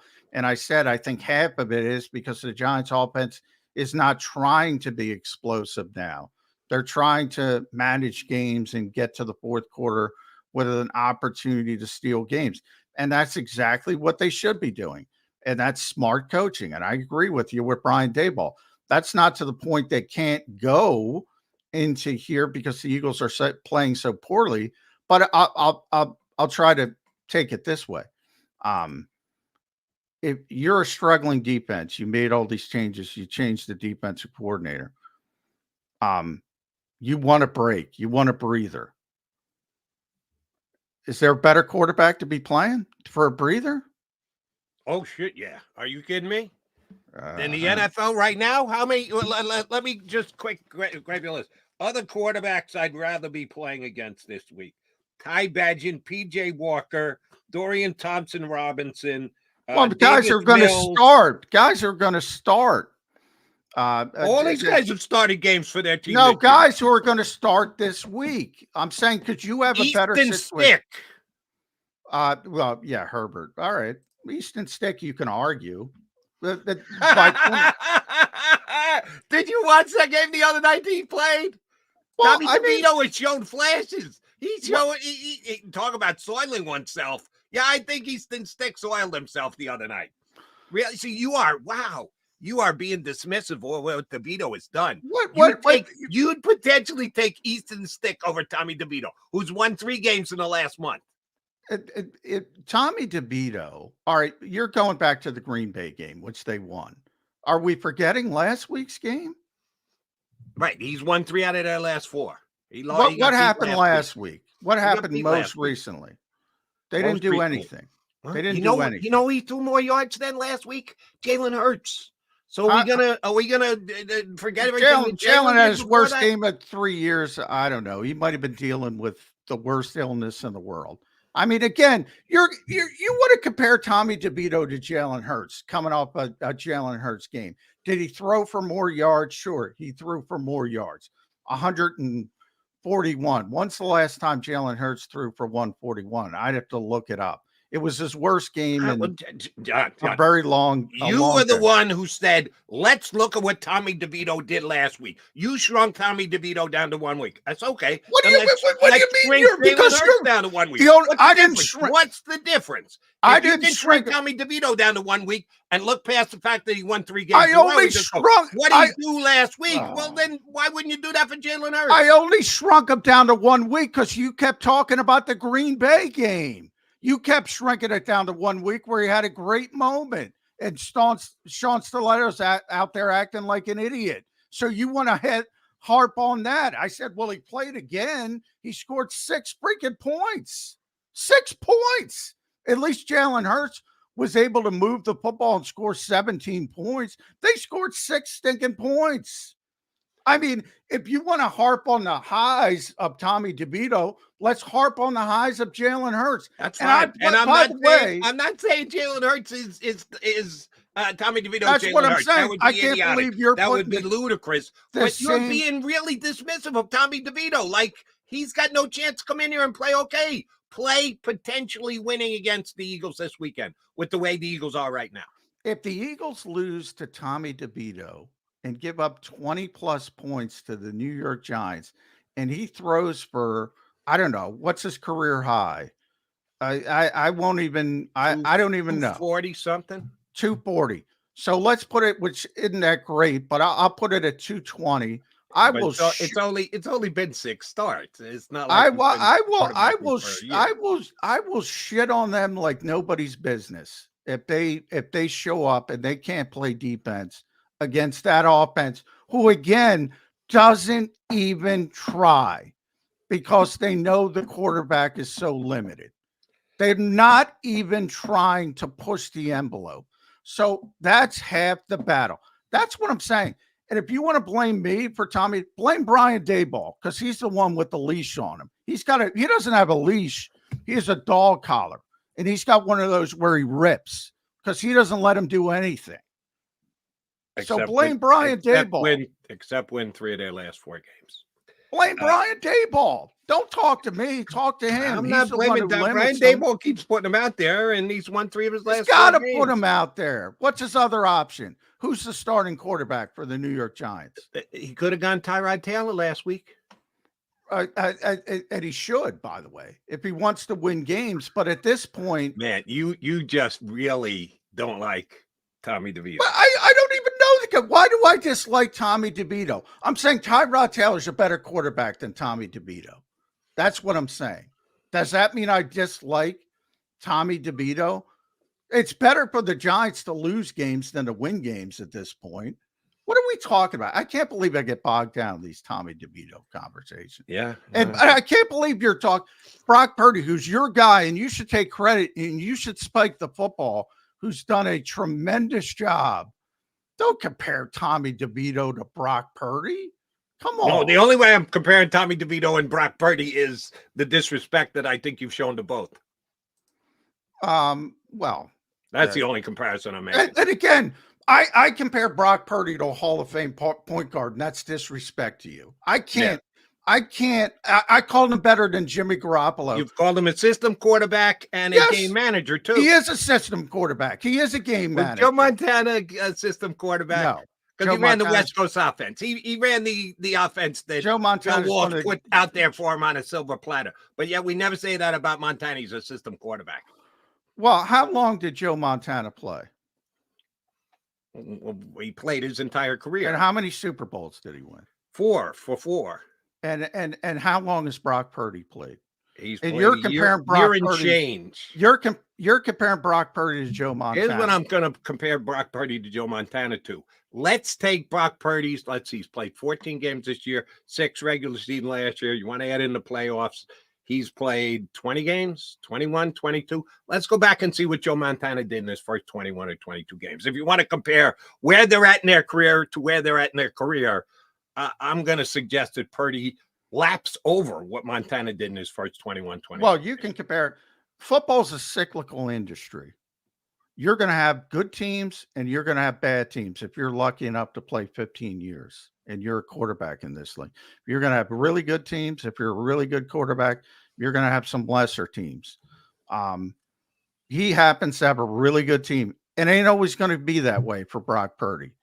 So if you want to proclaim he's going to be better than Joe Montana, not for his career, I'm talking about for his first 20 some odd games, he has surpassed what Joe Montana that's why I want Chris Long on the show, because we need some damn context on this show. You don't put context on anything. You put, if he played a season and a half with the Chicago Bears or the Carolina Panthers, Brock Purdy would be Brock Purdy. No, he wouldn't. You wouldn't even know who the freak Brock Purdy was, because he's on a shitty team in a shitty organization. He happens to be on the best offense in the NFL with the best playmakers. Excuse me, I'm getting choked up. With the best play schemer. Not his fault. He's taking advantage of it. I tip my cap to him. He's doing a phenomenal job. He's doing a way better job than Jimmy Garoppolo, but you don't hear any of that. I say he's better than that. He's a Hall of Fame point guard, but he's a point guard, old school point guard. He dishes the football. If he's in this offense with the Philadelphia Eagles and he's got to make plays, guess what? He's not going to be as good. Now, if you put Jalen Hurts in San Francisco, this is context, where Jalen's got to get football out, you got to get the ball to Christian McCaffrey, bang. You got to get the football to Deebo Samuel, bang. He's not going to be as effective as he is in this offense, because both offenses are built on what the quarterback does well. That's where Chris Long in the context conversation comes in. If you put both of them on Chicago, they're probably a little bit better than Justin Fields, but guess what? They're both going to have no success because it's a bad team, a bad organization with bad coaches. Everything is not the same. You're right about that. It's not the same. And you may get a different result with Kyle Shanahan's offense finally actually getting the payday and winning a Super Bowl, which he hasn't been able to do yet because Brock Purdy may deliver him his Super Bowl. And if they made the Super Bowl with Jimmy Garoppolo, they made the Super Bowl with Jimmy Garoppolo. They were ahead late in the game with Jimmy Garoppolo. They almost made another Super Bowl if your favorite safety, Jaquiski Tartt, could intercept a football right in his hands. Again, it's not just the end. It's not just the period. They have the best team in football right now by far. If Brock Purdy doesn't win a Super Bowl, I'm not going to shit on Brock Purdy depending on what happens in the game. Could somebody upset them in the NFC Championship game? Yes. Could somebody, so many stars have to align. San Francisco's been consistently good, whether it's Jimmy Garoppolo, but where Brock Purdy gets credit, and we got to wrap, and I know Zander, where he gets credit, he's a hell of a lot better than Jimmy Garoppolo. And I'll be the first to say, I didn't see that coming, and he deserves a ton of credit for it. But that doesn't mean he could be successful in any system, and it doesn't mean he's Joe Montana or freaking Tom Brady. Maybe he will be, but let's see him with some bad supporting cast first. Well, you can only play the game that he's playing right now with the team he's playing with right now, and he's playing it better than any other quarterback in the NFL. All right, Days McMullen, I'm McDonald. We got to get out of Dodge. Bill Colarulo, you have our apologies. We ran over, stepping on your power of hour. We will be back tomorrow here on Birds 365. You've been listening to Birds 365, the destination for the passionate Eagles football fan who bleeds green. If it's Eagles football, we're talking about it. Debate, inside the locker room, and guests that are some of the greatest football minds from around the region. We hope you enjoyed the show. We know we had a blast. Make sure to like, comment, and subscribe, and we'll be back soon.